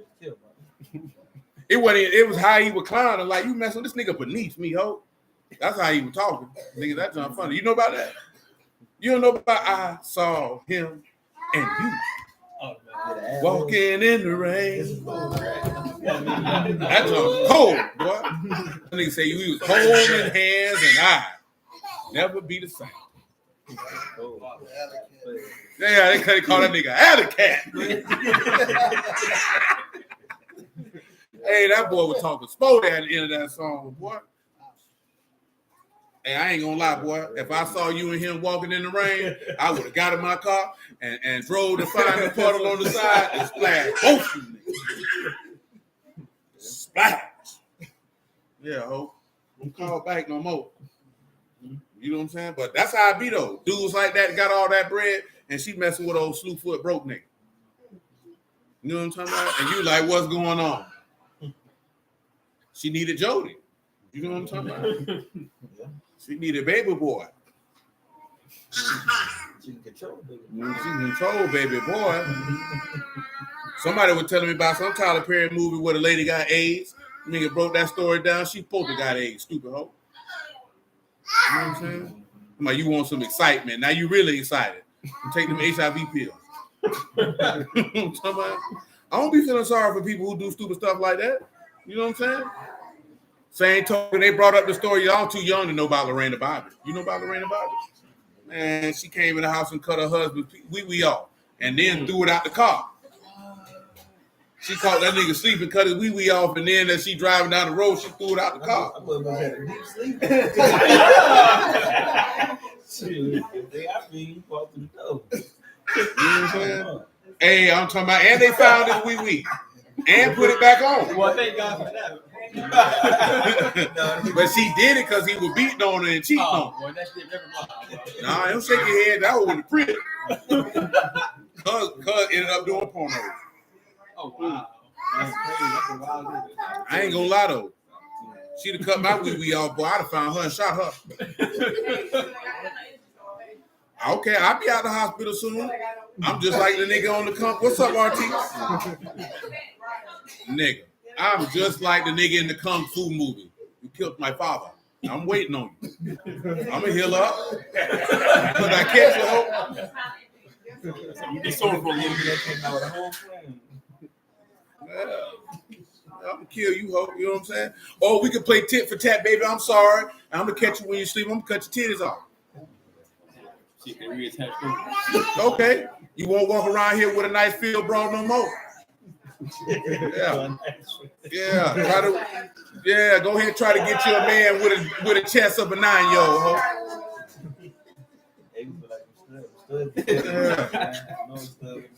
Stab, nigga, cut off my wee-wee, man. You great. Oh, wow.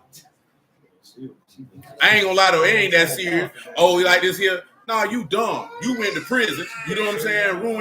You could have easily just left it. Oh, I'm gonna show him. You ain't showed him nothing. He still got it and made money being a whore that you brought notoriety to him. He could get paid for. Yeah. And now where you at? In jail. Man, I know, all jokes aside, God being funny, but all jokes aside, I don't even see the rhyme, reason, or point because somebody has sex with another person. You want to hurt them. Hurt them for what? You the one finna lose. You going to jail. Yeah. So what did you prove? Oh, he cheated on me. I'm gonna show him. I'm gonna go have sex with another dude. You ain't heard me.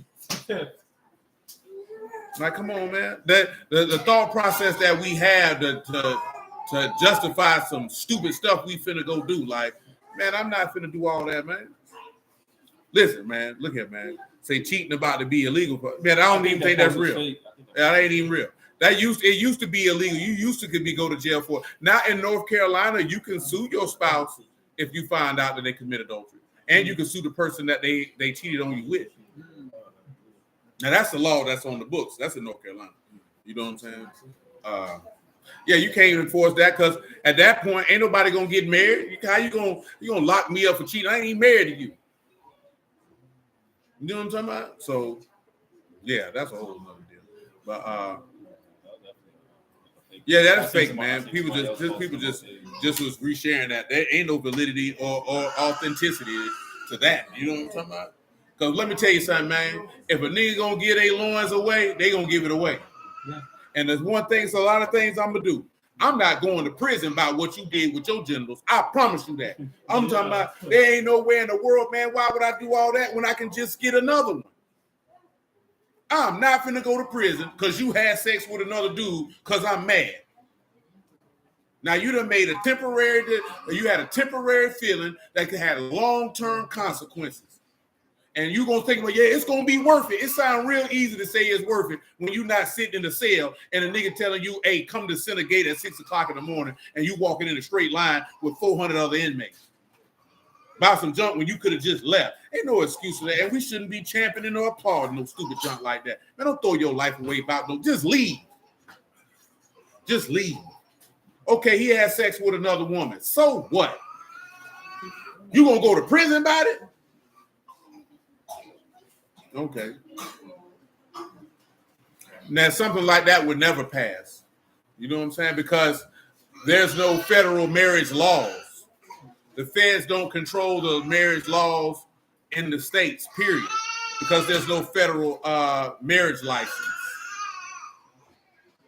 Everybody's marriage certificate is indicative of the state in which they got married.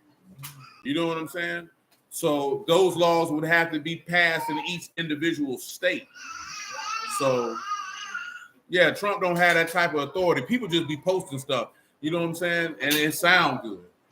And I will say this here, bills get introduced all the time. That don't mean they're going to get passed. You do remember they had in the COVID relief bill to get you them PPP loans and stimulus checks for digital currency. That didn't pass. People seen it and they said something about it and they took it out. So, yeah, but there's no federal marriage laws. The only thing you got is the Defense of Marriage Act. But the United States government cannot dictate anything as it pertains to marriage. When you got a marriage certificate, what it said on it? Duval County, state of Florida. There is no United States of America marriage certificate, just like there's no United States of America birth certificate. Yeah, those things don't exist. So, yeah, he don't have that type of authority. Congress don't have that type of authority. The Senate don't have that type of authority. So something like that, the only way that would happen is if that state passed it. But I can say, again, in the state of North Carolina, you can sue the person that has sex with your spouse for monetary damages. Now that is a true thing. That is a true story. Look it up. Go ahead. John 2:21. Go ahead. Say, I have not written unto you because you know not the truth, but because you know it, and that no lie is of the truth. Who is a liar but he that denied that Yahushua is the Mashiach? If somebody denies that Mashiach is not if that Yahushua is not the anointed one, that means they're denying the testimony, is what he's saying. Go ahead. He is Antichrist that denied the Abba and the Son. So he's an adversary. Go ahead. Whosoever denied the Son, the same have not the Abba. Mm-hmm. Go Go ahead. Didn't read it all. But he that acknowledges the Son have the Abba also. Let that therefore abide in you, which you have heard from the beginning. If that which you have heard from the beginning shall remain in you. Which is the Ruach HaKodesh. 1 John 4:1. But yeah, all jokes aside, man, don't throw your life away about no poom poom or no wee wee. Don't throw your life away about that. Yeah. I didn't know she did. If she did it in North Carolina, she from North Carolina? Yeah, that's probably why. Wow. That's a law in North Carolina. I know that for 100% fact. You know what I'm saying? Because it was somebody who was a Carolina Panthers player who was cheating with somebody's wife, and they were going to sue him.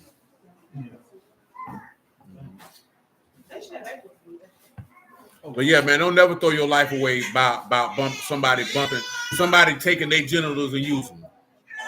Because I'm gonna tell you something, man, married or not, that's their genitals, and they can do what they want to with them, and ain't nothing you could do to stop them. You know what I'm talking about? And I'm gonna be honest with you. And once you go to invest in your thought process and your time and your energy trying to stop somebody from using their genitals, you lost in life. You know what I'm saying? Because you're not going to be mentally stable and emotionally stable for a long time trying to do that there. You're going to drive yourself crazy. I am not going to be chasing behind. Let me tell you something, man. Nigga got mad with me when I said this the other day. And I don't say this as no disrespect. Man, when your wife ain't in front of you, you don't know what she doing. You don't know where she at. You don't know who she with. And you can feel like you know what she doing. And you can feel like you know where she at. But the reality is you ain't Yahuwah. You ain't got eyes going to and fro throughout the whole earth. And vice versa. When that man, you don't know where that man at. You don't know who he with. You don't know what he doing. And once you get in the mode where you start stressing yourself, I'm not talking about, damn, he usually be home at 6. It's 12:30. I'm worried about his well-being. Where is he at? You know what I'm saying? We ain't talking about that. Because, you know, if somebody got a schedule and they ain't home at a certain time, you don't think you ever. If you automatically go to he having sex with a woman, then you got a problem. And a whole lot of areas in life beyond what he got going on. But what I'm talking about is if you know he has a schedule, like this nigga usually home, but that's abnormal. People get worried. You know what I'm talking about? Is you all right? Did you go to jail? Did you get in the car accident? Did the car break down? You know what I'm saying? Because people who've been with somebody for an extended period of time, niggas are redundant. People are creatures of habit to do the same thing over and over and over and over again. Certain things is abnormal. Like this here, nigga, I don't drive at night because I ain't outside at night. Shalom, brother Marvin, man. Like, I'm not outside at night. So it's certain things like, dang, okay. Shoot, I told you that. Nigga, before me and D got married, nigga, shoot, man, my mama like certain stuff. Oh, if I ain't been home, that nigga would call me, man. I ain't used to you being outside after dark. It's almost dark and you ain't made it here yet. I'm making sure you are. I'm doing a wellness check, a welfare check. Is you good? You know what I'm talking about? But yeah, man, you don't know what nobody doing. And I ain't saying that for you to be like, oh, that means that if somebody's not in your presence, you have no idea what they're doing. So once you go to stressing yourself out about what they doing and where they going and where they at, it's just going to it's the time to just leave them alone. Because you know what happens when you get like that? That's how people end up shot. Because now you get in an emotional rage and now you want to go do something to somebody. Yes, sir. Now and I ain't saying that to be funny, man. You see too many stories about that. You around here straight. I'm not finna be around here following you around. I'm gonna catch him. We ain't calling cheaters. The only way I'm calling a private investigator is if we got a clause that says if I catch you committing adultery, I ain't got to pay you when you leave.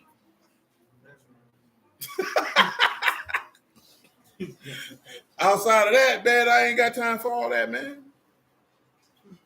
And vice versa. I'm not going like this here, man. I just seen a story. Lady broke up with a dude. The nigga came to the house and shot up the house, killed the new boyfriend. She escaped. She refused to testify against the dude. The dude get free. You know what this young lady do? I'll marry the nigga, have a baby with him. Wow. You know what he do? He just killed her this week. They were together about 10 years, man. Said he got in an argument, he pulled a gun out, shot her in the face. You know what I'm saying? I wouldn't marry nobody who killed my man. But I can see probably why she went back. Okay, this nigga's crazy. I'm gonna go on back. Yeah. I cannot negate that could have been a motivation. You know, she's not here to speak for herself. You know what I'm talking about? But hey, you mess with a dude and you see he crazy enough to kill your new boyfriend, and he like, I want you back. Shoot, I never left. Shoot. You thought I was gone. That was a figment of your imagination. I can see why she would be scared. Yeah. If she was scared, all jokes aside. Yeah. But that's some wild stuff to do. Because I ain't gonna lie, he'd have shot up my house and killed my new man, I would have left town. I'd have moved out the city, out the state. This nigga never gonna find me again. That's crazy, bro. Did you see the video of the nigga in Chicago killed the nigga at the gas station for talking to his old lady? Oh, wow. Man, cuz jumped out the car with the pole in his hand. Then put it in cuz face. Cuz slapped it out the way. Man, once he ain't pulled that trigger, I'd have beat him up and took that gun. Yep. I can't even wait, man, cuz didn't do nothing to him. Next thing you know, bam, bam, bam, bam, bam. Man, cuz was just trying to sell that lady some weed. Yeah, he was trying to sell that lady some weed. You know what that tell you right there? Don't talk to no women in public. No, the dude was in the car. He don't even, he trying to sell the ladies some weed, cuz jump out the car. He don't know she with no dude. But I said that man, now you done threw your life away. And guess what happened? You finna be in prison and she finna be in the house with Jody. You call it talking about that Jody who got my boo pregnant, who can't handle his responsibilities. You got to see the one big guy did talking about talking about him peeing in the bed. I don't want to hear that. Talking about you ain't stop peeing in the bed till you were 22. Said, now look at you, looking like a brother. Hey, man, I'm telling you. Listen, bro. Ain't nobody worth going to prison for like that. You know what I'm saying? Ain't nobody worth throwing your life away, and much less your soul. It's not worth it. You know what I'm saying? It's just better leave them alone, man. You know, deal with the anger and the hurt, you know what I'm saying, and the pain, whatever, work through all that there. But guess what? You'll be free though. You'll be free though. Junk sound real good to you, man. Junk sound real good to you know what it's like to be sitting in a 6x9 room with another man. You know what I'm saying? Or old stank coochie hoe. Because you in female prison and she like to play with bananas. I'm trying to tell you now. Stay free. You know what be better than to do all that? Just move on with your life and do better. If you was actually that decent, they'll be looking stupid because damn, I could have been eating her green bean casserole. Look at you now. You eating ramen noodles. Can't even fix a good sandwich. Come on, man. Don't throw your life away. Say, beloved, believe not every spirit, but try the spirits whether they are of Elohim, because many false prophets are going out into the world. Hereby know you the Ruach of Elohim. Every spirit that confesses that Yahushua HaMashiach is come in the flesh is of Elohim. Every spirit that confesses not that Yahushua is come in the flesh is not of Elohim. Come on. This is that of the anti-Mashiach, whereof you have heard that it should come, and even now already is it in the world. Anybody that confess not that man came in the flesh, they are anti-Mashiach. And they not of God. That's what he's telling you. Come on back to what we want, Numbers 22.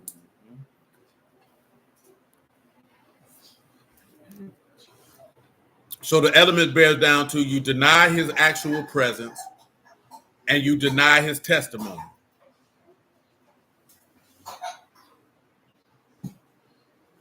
Go ahead. Verse 25. Numbers 22 and 25. And when the ass saw the Malachim and Yahuwah, she thrust herself unto the wall and crushed Balaam's foot against the wall, and he smote her again. And the Malachim and Yahuwah went farther and stood in a narrow place. Stood in a what place? A narrow place. That's the straight gate. Wherein was no way to turn either to the right hand or to the left. That's why you got to enter in through the straight gate. And when the ass saw the narrow way. Because you ain't going to be able to see pause. Proverbs 4, verse 18. Make it 15. Proverbs 4 and 15. Listen to this.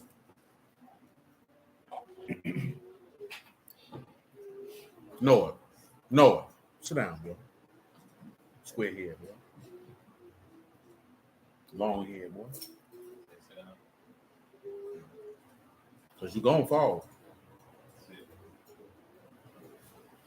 Avoid it, pass not by it, turn from it and pass away.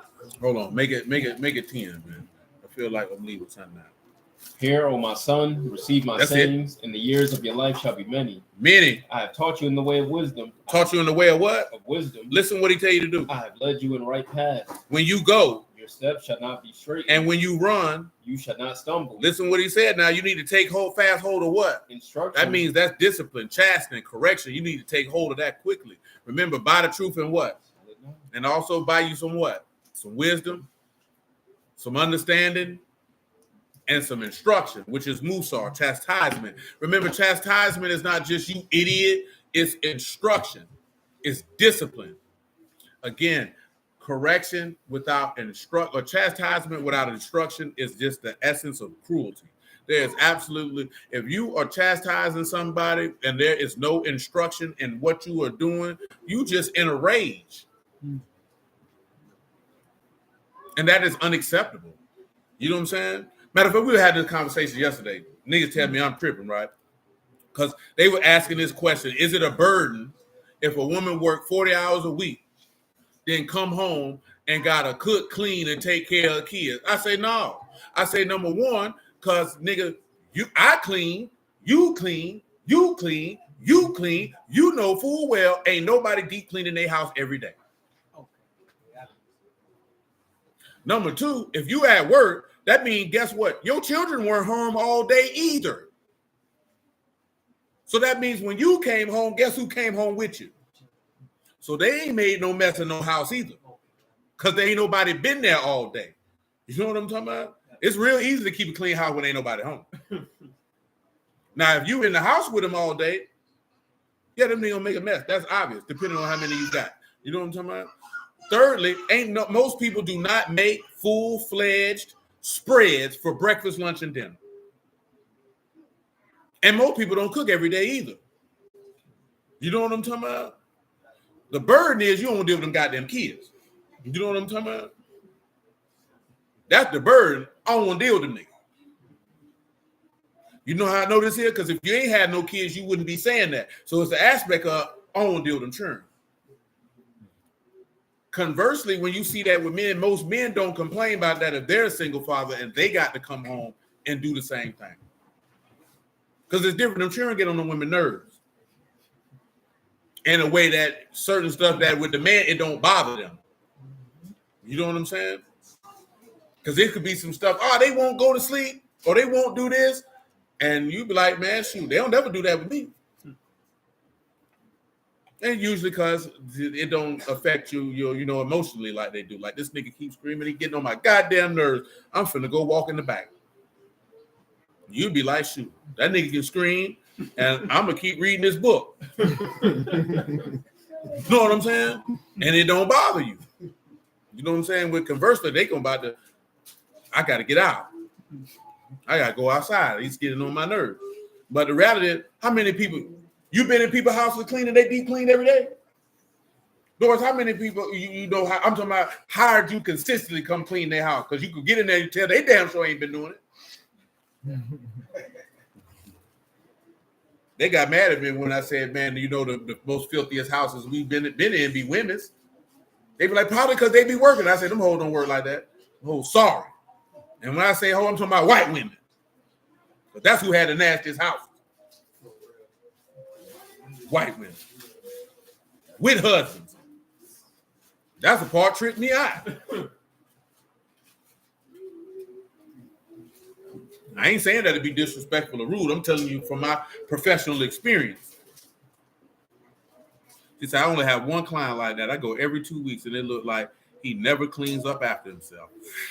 I can believe it. Someone be like, I got cleaners. You can tell that's how they feel. They definitely know. You do have some people who move like, that's why I never clean residential homes. I've been cuss one of them crackers out. Look at you funky hoe. You need to pick this stuff up before I get here.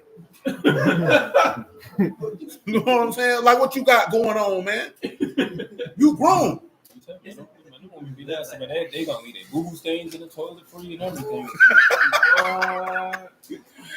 It's the fact that you wouldn't even care enough to take the thing and scrub that out. You waiting for me. I don't come till next week. It's like, man, you work from home, man. I gotta see every time I come and clean this. Man, eventually, baby, them boo stains gonna stay. You ain't gonna get no man like this. You know what I'm saying? You say you wish you had kids? Shoot, I understand. You know what I'm saying? He said, I do tell him, I'm like, make sure those dishes are rinsed. Oh, see, I ain't washing the nigga dishes. I damn sure ain't washing the dishes. I'm talking about, nigga, I don't want to wash my own. That's what they said too. I'm like, we got to wash the dish. I'm like, you got a dishwasher. I'm like, it's 2025. Most people only hand wash dishes out of habit. And that's black people because everybody else is putting their dishes in the dishwasher. Nigga talking about, nigga, you ain't doing what your great grandma them did. You ain't got no washing board, strung no drawers across it. You throwing that in the machine. You ain't going outside and hanging no doggone clothes on no line. You know how many times I used to get caught by the doggone line in my granddaddy's backyard? Well, you throwing the clothes in the dryer and you don't even want to take them out and put them away. Like, man, so this society has made certain domestic labors, you know what I'm saying? Or all the dishes don't fit, you know what I'm saying? But then we was like, me and Manny were like, and then y'all got kids. Nigga, that's what they're for. He told me, no, you ain't supposed to work them kids like. I said, man, my granddaddy gave me a lawnmower when I was 5. So I'm going to show you how to cut this yard. But you can't do them kids like that. Lying to me. No, that's where you get your work ethic from. Now, my point, boy, while I'm telling you this here, right? You want to do the girls like that, but you want them to have the ability to know what to do, how to do it without being told. You know what I'm saying? Like if you know, like, hey, you got to cut the yard. I shouldn't have to tell you to go cut the yard after I have instructed you. See, my granddaddy instructed me. This is how you cut the yard. When you see it like this, that's when you go out there and cut it. Now, my granddaddy was in the military, so they have a different way of thinking. You know what I'm talking about? Obviously, my mama was raised by a man who was in the military, so they moved different. Because I was telling man, my mom used to be like, she didn't care if it was me or Muffin who washed the dishes or took the trash out. If you seen the trash needed to be taken out, then take it. You know what I'm saying? She never was on some old, oh, that's your job as a boy. She gonna be like, which one of you niggas seen the trash and didn't take it? Because you seen it. Now, of course, we live in an apartment complex. I don't call taking out the trash at no house. You ain't went no goddamn way. If all you got to do is walk out the garage or to the side and put it in the bin, man, I ain't taking no damn trash out.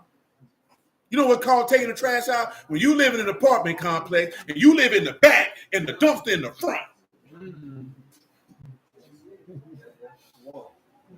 Yeah, that's taking the trash out and it's cold outside or it's raining. And you like, damn, I don't want to walk out there, man. Because you knew you should have took it when you left this morning. Now you back in the house and you got to run this up here for mom, dukes, or pops get home. No elevator, got to walk down all them stairs. See, he talking about that New York stuff. We got all that. That's the new apartment. You know what I'm saying? That's different. Because now you got niggas, you can just put your trash out the door in some apartment. They coming to pick it up. Valet. Building got them trash chutes in them too. I did it. All that there. See, you know what I'm saying? Man, that ain't taking no trash out, man. If you got all you got to do is just walk to the side of it. You ain't went nowhere. Ain't taking no trash out. That don't count. You know what I'm saying? That's a good thing if you lived in the house and you ain't had to do that. But in apartments, though, yeah, man, that hit different. You know what I'm saying? But my mama, like, if you seen the dishes washed, you like, I don't care who put them dishes in there. Why didn't you wash them? Why didn't you do that? It's not like, oh, that's your sister's job. If you seen them dishes in there and you ain't wash them, it's going to be a problem. Because you saw them. So why did you leave them? But you know what that fosters? Everybody in here together. You know what I'm saying? My mom ain't never said, oh, this is a man's job. This is a woman's job. It's we all in here. Just get it done. Which is the reality of what they tell you in the military for the most part. Doesn't matter. Just get it done. I don't care who does it. Get it done. You know what I'm talking about? So they were like, man, you can't do them kids like that. So that's why the young men sorry now. Young nigga don't want to do nothing but walk around here with tight pants on and hoodies on in the middle of the summer. Carrying guns. Nigga don't want to work. He don't want to hustle. All he want to do is get on Instagram and go live. Call the niggas twin. Nigga ain't your twin. You don't know this nigga. He said, I grew up in the hood. My mama used to wake me out my sleep to wash dishes. If my mama woke me up out my sleep to wash dishes, it was probably a whooping coming with that. You know what I'm saying? Because you should have even laid your black behind down without doing that. Because I know you seen them. I know you seen them. It ain't even the fact that you didn't wash them. It's the irresponsibility because you went to do leisure stuff before you handled what you needed to handle. Man, your people ain't gonna never trip if you handle your responsibilities. But that's preparing you for life because life gonna whoop you. You don't handle your responsibilities. He said, and wrestling his friends, seeing the YN doing. Oh my lord. Nigga wrestling his friends with them type of hand pants on. So I hand wash. By the time you load up the dishwasher and turn it on, they're done. So I do a better job than the dishwasher. I ain't gonna lie, more men than women be like, man, bump that hand washing. That junk going in the dishwasher. I'm finna go sit down. And that's mainly because I got these kids and I hate them. Not hate them like with real rage and hate. I hate him. This nigga screaming in my ear. He's pulling on my shirt. You know what I'm talking about? He just slapped the fire out of his brother. You know what I'm saying? I'm tired. I can't stand these niggas today. Yeah, man. Just see, you won't use it. I know a lot of people who don't. Yeah, I know a lot of people who do. This I ain't got time to be around here scrubbing. But if you got kids, I ain't cutting on no dishwasher. Put that nigga to work. Man, as soon as they tall enough to reach the sink, he ought to be washing dishes. Nigga, I've been told you. I told Lisa that, man, you got all them kids in the house. You better hand that nigga a microfiber towel. That nigga should be cleaning the baseboards. Why you cleaning them? Shoot, it don't hurt his knees to get down there. Let him do it. You just teach him how to do it. You know what I'm saying? But you don't do this one here. I'll just do it. No, he don't do it right. You send him back and make him do it again. And do it. If you got to send him back 22 times, you send him back 22 times. Because you know what he'll learn? If I do it right the first time, I can go sit down. And again, guess what happens when he get out here in life? He'll do it right the first time. You know what I'm saying? Instead of learning how to take shortcuts, thinking somebody gonna come do it for him because he's taking a shortcut. Because that's what you teaching him. That's what you reinforcing in his brain. I ain't got to do it right because mama will come do it for me. And you know what he gonna grow up and do? I ain't got to do it right, so my wife will come do it for me. You know what I'm saying? Guess what he gonna do when he go to work? I ain't gonna do it right because my coworker gonna do it for me. That nigga gonna get fired. You know what I'm saying? Yeah, you gonna get fired. You say you learning the art of making the kids do. I don't even know how y'all got to learn that when y'all people did it to you. Now you get kids. I ain't gonna do them like they did me, lying to me. You know what I'm saying? But it's an aspect of once you teach them, you already know what to do. Why are you waiting for me to tell you what you need to do? I've given you your order, soldier. What's going on? On the march, man. On the march. Say I'm taking my son slabbing tomorrow. Now, see, that was different because that's what another brother said is that he went out working with his daddy. His daddy was a carpenter. What I heard in some of that conversation we had yesterday, that either niggas had girls, niggas feel like, I don't know why people think domestic labor is slavery. Like, what is wrong with you niggas? You know what I'm talking about? Because I'm telling you this here, you could treat your daughter like that, but when she get grown, ain't no nigga gonna do that for her. And it's not because your daughter is not necessarily deserving of it. He don't know her. Like, okay, I could give my daughter a multitude of things, but that's my daughter. But the man who wants to be with her, she gonna have to give him a reason to want to do that. Her being my daughter is not enough reason for him to do that. He don't have the bond that I have with her. He don't have the relationship that I have with her. He has to foster that to want to deliver his resources, his life, and his time to this woman.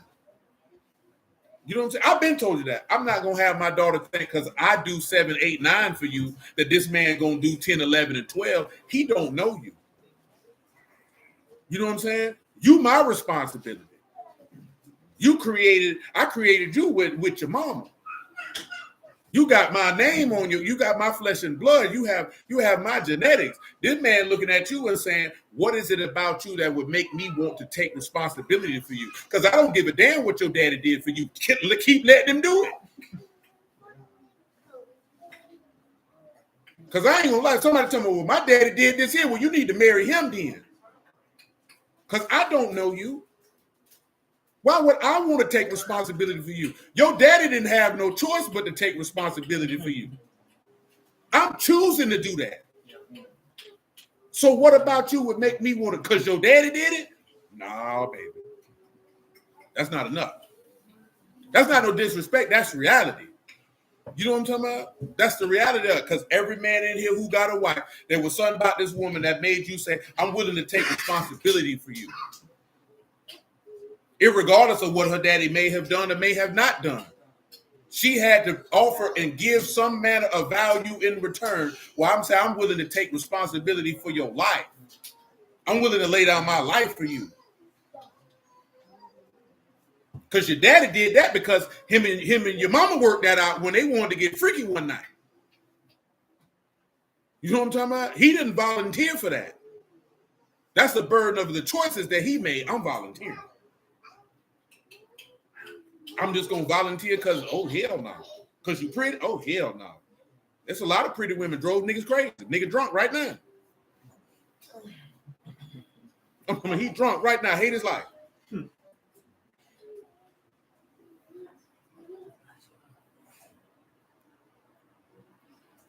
Oh, but that boy say you feeling down. Say you told Muff that yesterday. You going to get fired because you half doing work. I already know Muffin be half doing work. I just let you deal with him. Because they're taking them shortcuts. You know what I'm saying? See, my bigger problem, she worrying about everybody else except what she supposed to do.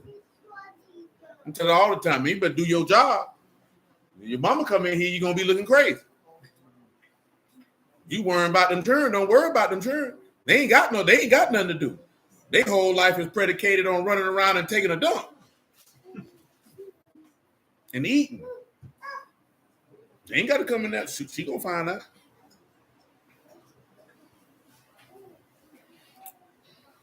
It is definitely a big deal to take responsibility for somebody else, man. It's not a light matter. You know what I'm saying? It's never the essence of saying a person don't deserve this or don't deserve that. I don't know what you deserve, but I do know that you got to show somebody why they would want to do it. You know what I'm saying? Your existence alone is not enough.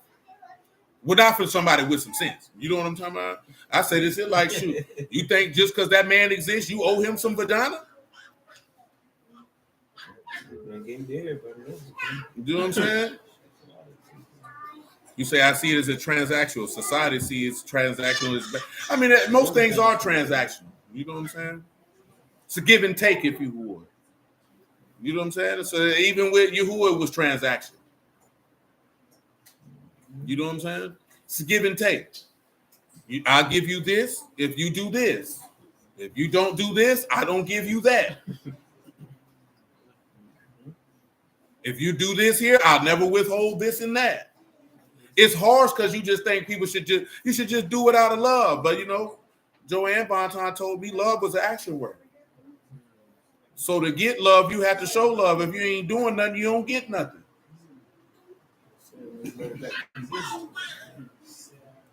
And that doesn't sound harsh because you don't want to hear it like that. You know what I mean? But it is what it is. You know what I'm talking about? She say, sounds like my daughter, always looking for a shortcut. And guess what's going to happen? She's going to want to get with a man and look for a shortcut. And then she's going to expect this man to give her the whole world while she's shortcutting. Because your daddy told you, don't worry about it, baby. Yeah, you ruining her for you preparing your son to be somebody's father and somebody's husband. You're preparing your daughter to be somebody's mother and somebody's wife. So while we want them to believe that they should have the whole wide world, they have to be able to add something to another person. And when they looking at this person should do X, Y, Z because they simply exist while they take shortcuts, that's going to cause a negative dynamic and they won't be married long.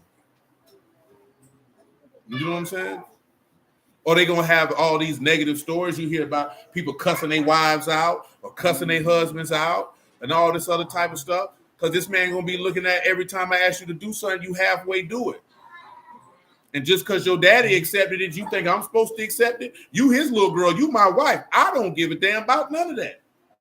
And then if he don't say nothing like that, then he ends up resenting her over a long period of time. Then guess who's going to suffer for that once you start having children? Because they're going to see this negative interaction between their parents. And then they're going to grow up and they're going to model that negative interaction when they get a spouse and then when they have kids. So it's just better not to do that. You know what I'm saying? Come on, Cindy. Proverbs 4. Verse 13. They take fast. Now, hold on. Now, he just said something, right? And we've been told this here because Mike Tyson said this long time ago. That dude's looking for a woman to love them like their mother loved them. And there is no woman on the face of this planet that will ever love you like your mama loved you. Because he said same with these dudes looking for a woman to treat them like their mama. The reason why they do that, because you know who taught them that? They mama and they aunties and all them told them that. Then dudes grow up, I need a woman to love me like my mama. That woman didn't carry you for 9 months, cuz. Y'all didn't have a simultaneous heartbeat. You know what I'm talking about? You didn't move within her womb. She didn't nurse you on her chest. She didn't dedicate her life to your survival. Because that's what a mama do. That woman is not dedicating her life to the survival of a grown man. You know what I'm saying? She looking at you to help to contribute to her survival.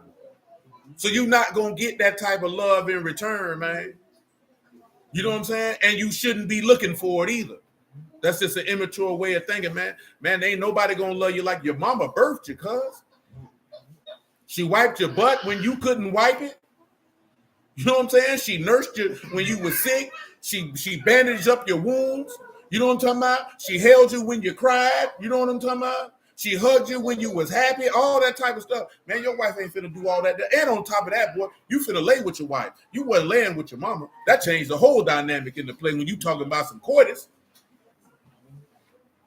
That's a different interaction, man. You ain't looking at your mama like, damn, mama look good today. You're not doing that. You ain't tracking your mama across the house with your eyes. If you like your old lady, you tracking. Just like Tim Deegan, nigga. You know Tim Deegan, don't you? You don't know Tim Deegan. That's the weatherman. That's Donna Deegan's husband. Oh. That nigga slept with his homeboy wife. That nigga dirty nigga.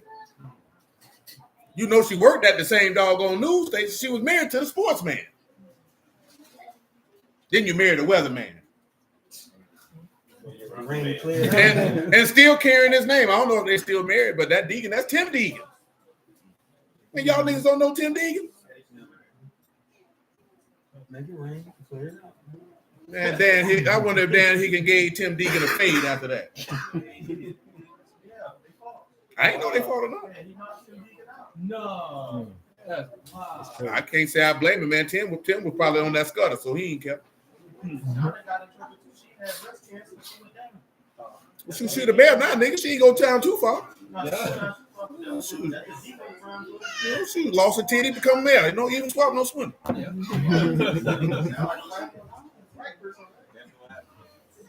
don't know if she lost a titty, but she did get breast cancer. They run a 10K for it, don't they? Or 5K. I think my cousin ran it. It ain't a race. It's a marathon. Call it a race, nigga. Long distance running. Nita got out there with Runners Elite, man. I ain't a marathon, 10K. That's a 10K. That is a long run. I said long distance running. Yeah, it's a long distance. That's 3 miles. That's considered long distance running. Yeah, that is indeed. You talking about, but you ain't running 3 miles. Niggas can't. I'm about to say niggas 1 mile. can't. Half a marathon, and that's long distance. No, man, 10Ks, 5Ks, all that, man. That's long distance running. It's a long distance runner right here. Yeah, anything a mile and over is long distance. 5K, 3 miles. I know it. I walk 5Ks regularly. Yeah, and the light ain't. Hell no. But you know what a 5K is? Into the corner store. No, it's not. Ed Austin Park is a 5K if you go around that trail 2 times. That's what you used to do in your youth all the time. Bro. Nigga, you ain't ran nothing. When the last time you ran? You could walk. We talking about running. Muffin just ran a 5K. Easy. Easy. Well, that nigga lying. Check my Apple, my fitness. No stop. What's your time, baby? Whoa. They said no stop, baby. 35 minutes, nigga. That nigga slow. It ain't speed. I ain't like McQueen, but it get done though. Who? Respect that. I respect that. You calling out white people? I don't know. No, over here they consider that's long. Is that not long distance? 2 miles. Yeah. You running a mile and over and track. You a distance runner. Yeah, I'm talking about sport, nigga. Y'all ain't long distance. How many niggas running 3 miles every day? That's like talking like that. Oh, that's Disney character. That boy say his best 5K 20 minutes. That boy that got the iron on. Yeah, that boy speedy. He said less than 20. No, but that's considered long distance running, Karan. 5Ks, 10Ks. Yeah, you know, 4-minute miles is superior, man. Niggas not running 4 minutes. Yeah, that's elite. That is elite. Less than 20 minutes. That's good. Yeah, That's superior. Yeah, you're in shape. Definitely elite. You got gas. Because if you running 4 minutes on the mile, that's a little bit. Oh, it's not that. Well, you man. You at another level. You can run a mile in 4 minutes. Man, I got a call, bro. Come on, let me finish this. Go ahead. 13. Say, take fast hold of instruction. Let her not go. Keep her, for she is your life. Enter not into the path of the wicked. Go not in the way of evil men. Don't go. Avoid it. Pass not by it. Turn from it and pass away. Notice what he said. Don't enter into the path of the who? Of the wicked. He said avoid it. He said 1958. Go ahead. For they sleep not, except they have done mischief. And their sleep is taken away, unless they cause some to fall. Sister Regina said her 5K out. They ain't time up in them. I think she might have went maybe about an hour or so. They ran that junk at you in there. Say, for they eat the bread of wickedness and drink the wine of violence. But the path of the just is as a shining light that shine more and more unto the perfect day. So I tried to find a woman like my mom, and the love didn't feel the same because it ain't. Go ahead. Say the way of the wicked is darkness. We'll need all that. Drop down to verse 25. We'll make it 23. Keep your heart with all diligence. For out of it are the issues of life. Mm-hmm. Put away from you a froward mouth, perverse lips put far from you. Let your eyes look right on. Oh, no, that's talking about not bad for 40 years old, nigga. That's not bad for period. 20 minutes and 3 miles in 20 minutes? You got some long. If you're under 30, you an elite level. Shoot, nigga, that nigga elite level period. I wouldn't care if he was 9. In cross country running like 16, 30 minutes. Yeah, 14, 13, 12 for elite, But that's let you know that that's long distance running. If they got it separated, that's elite.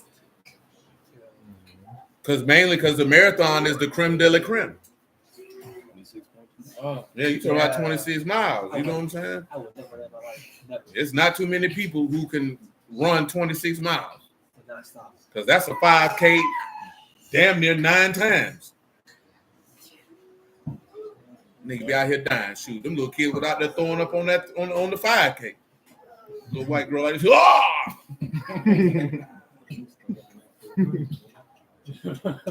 Go ahead. That's wrong.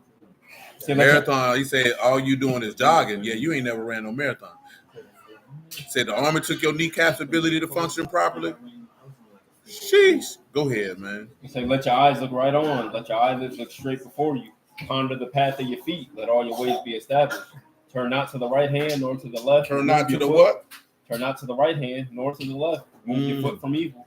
Remove your, but what that doing, Civic? Keeping that straight gate, ain't it? Mm-hmm. Come on back to numbers, man. We just left off at.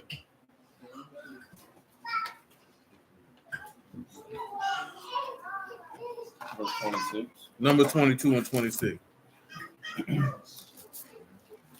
And the Malachim of Yahuwah went further and stood in a narrow place wherein was no way to turn either to the right hand You know or where to to the hide, left. baby. And when the ass saw the Malachim of Yahuwah, she fell down under Balaam, and Balaam's anger was kindled, and he smote the ass with a staff. Yahuwah Opened the mouth of the ass, and she said unto Balaam, what have I done unto you that you have smitten me these 3 times? Balaam said, Unto the ass, because you have mocked me. I would. There was a sword in my hand, for now would I kill you. And the ass said unto Balaam, am not I your ass upon which you have ridden ever since I was yours unto this day? Was I ever want to do so unto you? And he said, no. Then Yahuwah opened the eyes of Balaam, and he saw the Malachim of Yahuwah standing in the way, and his sword drawn in his hand. And he bowed down his head, and fell flat on his face. The Malachim of Yahuwah said unto him, wherefore have you smitten your ass these 3 times? Behold, I went out to withstand you, because your way is perverse before me. Your way is what? Perverse before me. And the ass saw me and turned from me these 3 times. lest She had turned from me. Surely now also I had slain you, and saved her alive. Balaam said unto the Malachim, of Yahuwah I have sinned. for I knew. Not that you stood in the way against me. Now therefore, If it displease you, I will get me back again. and the Malachim of Yahuwah said unto Balaam, Go with the men, but only the word that I shall speak unto you, that you shall speak. so Balaam went, With the princes of Balak. and when Balak heard, That Balaam was come, he went out to meet him unto a city of Moab, which is the border of, Arnon, which is of the utmost, coast. And Balak said unto Balaam, did I not earnestly send unto you to call you? Wherefore came you not unto me? Am I not able indeed to promote you to honor? and Balaam said unto Balak, Lo, I am come unto you. Have I now any power at all to say anything? the word, That Elohim put in my mouth, that. shall I speak. And Balaam went, With Balak, and they came to Gajath Hazath, and Balak, offered oxen and sheep, and sent to, Balaam, and the princes, that were with him. and it came to pass, On the morrow, that Balak took Balaam, and brought him up to the high places of Baal, that thence he might see the utmost part now of the go to people. Luke 4 and 1, because what you're seeing in this one here is him being enticed like Satan enticed the Lord. It's for taste. You were training, Quran said he was training to get under 20 minutes on that 5K for a year. He said he did a half marathon just under an hour and 45 minutes. So he doing one, y'all willing, in September. That's a good time. It definitely is. That means you can get about a 3 hour marathon. Yeah, about 4.5 hours. Say what you say, Rohan? Your godson just ran one. I ain't running 26 miles. I'll walk though. Matter of fact, I ain't gonna walk. I'm gonna ride the bicycle. We gonna do the what they call it, the Tour de France on that hoe. 26 miles is a lot, man. That's a lot. That gets you almost to the beach. Part way. That definitely gonna get you somewhere. 26 miles. Shoot, it's about 26 miles from here to Muffin House. So could you rather running from here all the way to town? Yeah, that's about it. Yeah. Hold on, let me see. I think it's about 26 miles from here to Muffin House.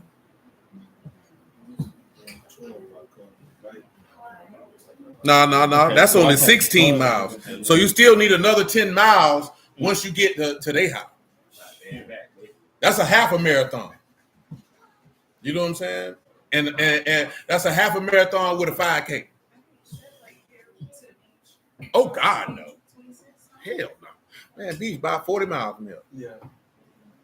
They had an ultra marathon too, I believe. Oh, I ain't never heard of that. Like Jacksonville Beach just say 24 miles. Y'all closer to it. Yeah, y'all close. Then y'all house closer to the beach than my house here. But that junk is definitely not a good.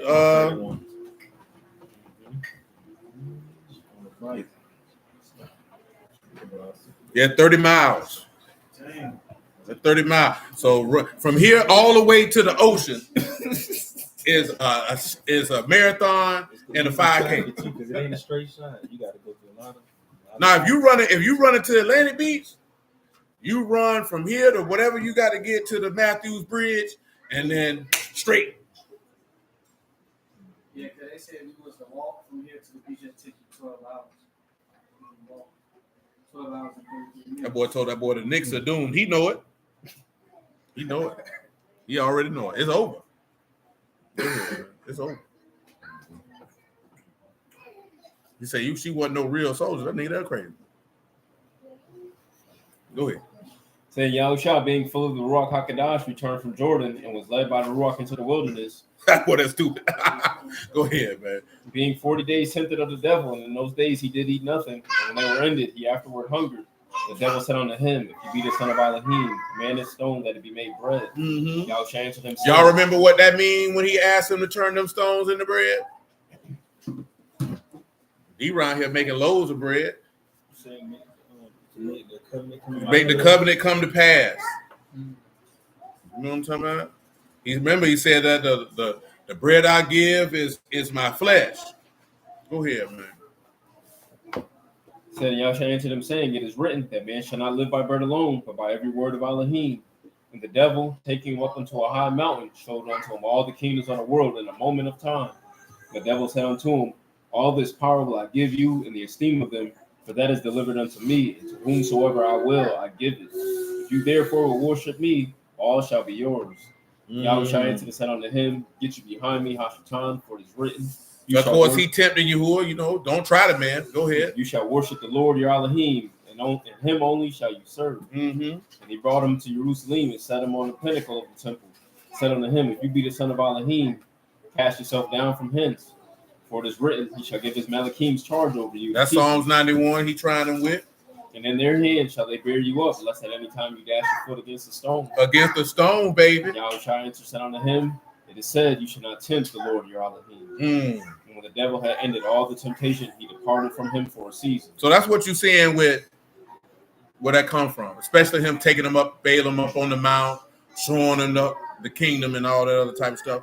You know what I'm saying? We'll get in 24 with his response to Balak asking for him to curse him. And then we'll end up rolling into 25 where they started fooling with Baal Peor. And again, with Baal Peor, it was idolatry and freakiness. You know, hold on, I got some stuff from Baal Peor before we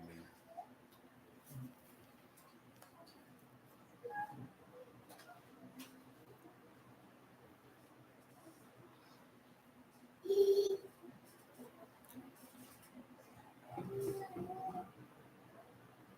Remember, and Baal Peor was a local deity to that particular city.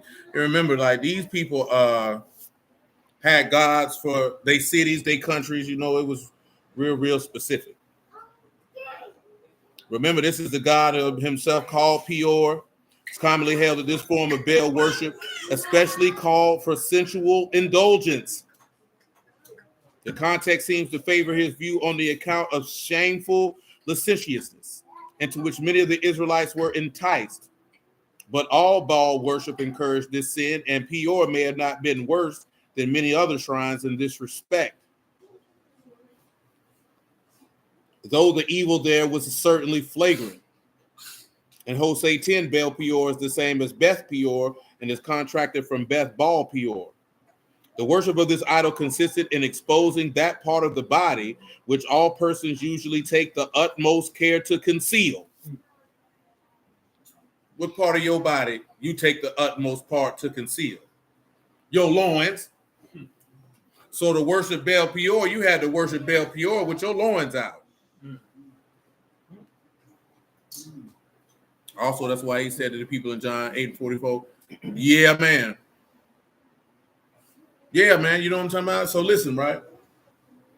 We talked about this before. You can look into that. You know what I'm saying? The aspect of putting your mouth on a woman's vagina was a central part of Baal Peor worship. You can look into it yourself. You know what I'm talking about? It's not the only thing, but it was a major thing. This is why he went to, let's swing over here to number 25. Come on. Because number 24 kind of long. 25 and 1, see. Number 25 and 1. And Yasharal abode in Shittim, and the people began to commit whoredom with the daughters of Moab. Pause. Whoredom by definition right there. So notice it said that this was mainly something that the men were participating in with the daughters of Moab, not necessarily the women of Yasharal at that particular time. This is Zanah. Commit fornication, be a harlot, play the harlot, commit adultery. Same word we heard earlier. Now listen what they were doing in verse 2, which is this is the doctrine that Yahushua said he hates. And they called the people unto the sacrifices of their gods. Called the people to the what? Sacrifices of their gods. And the people did eat and bow down. To their gods. And Yasharal joined himself. And the anger of Yahuwah kindled against Yasharal. Yahuwah said unto Moses, take all the heads of the people and hang them up before Yahuwah against the sun. And the fierce anger of Yahuwah may be turned away from Yasharal. So he said, take all the rulers of the people. Tell them what hang them up mean, man.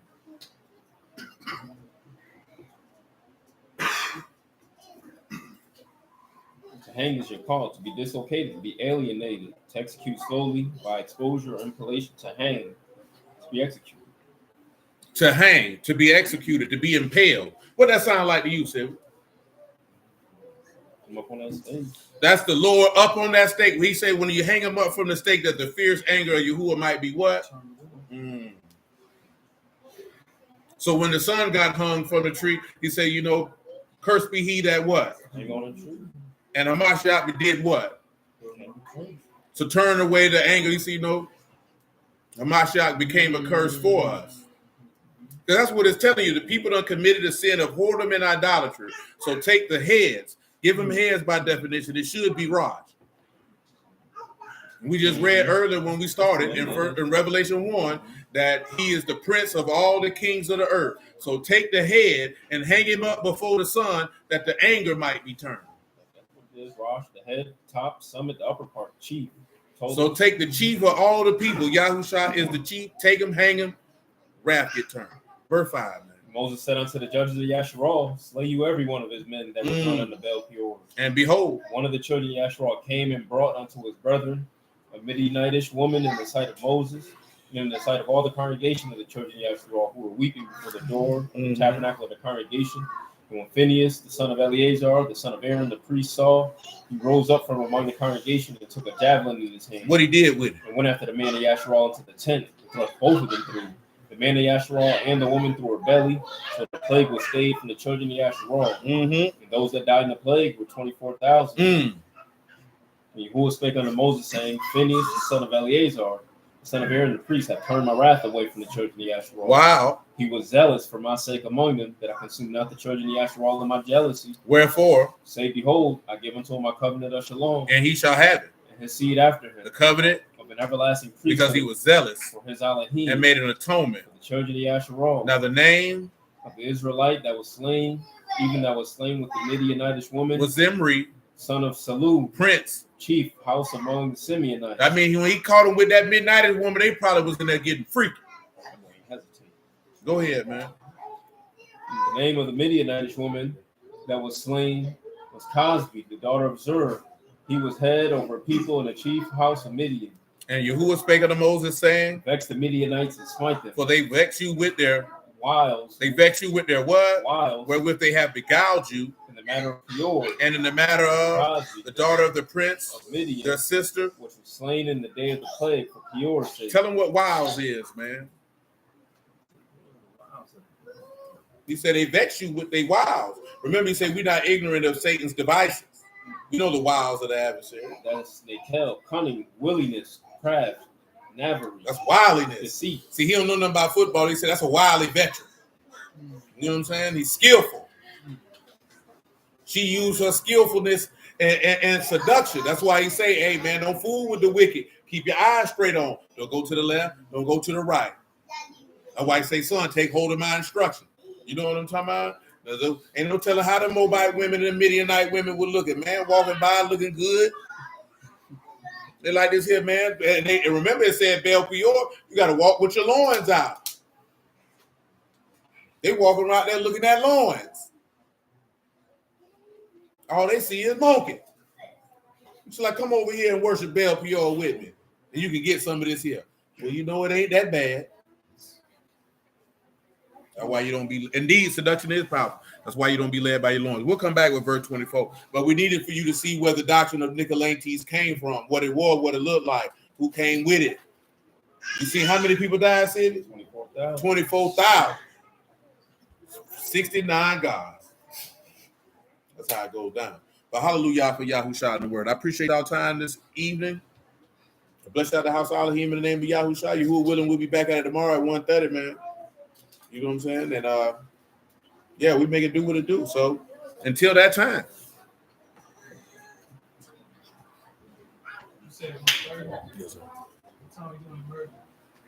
Right after that.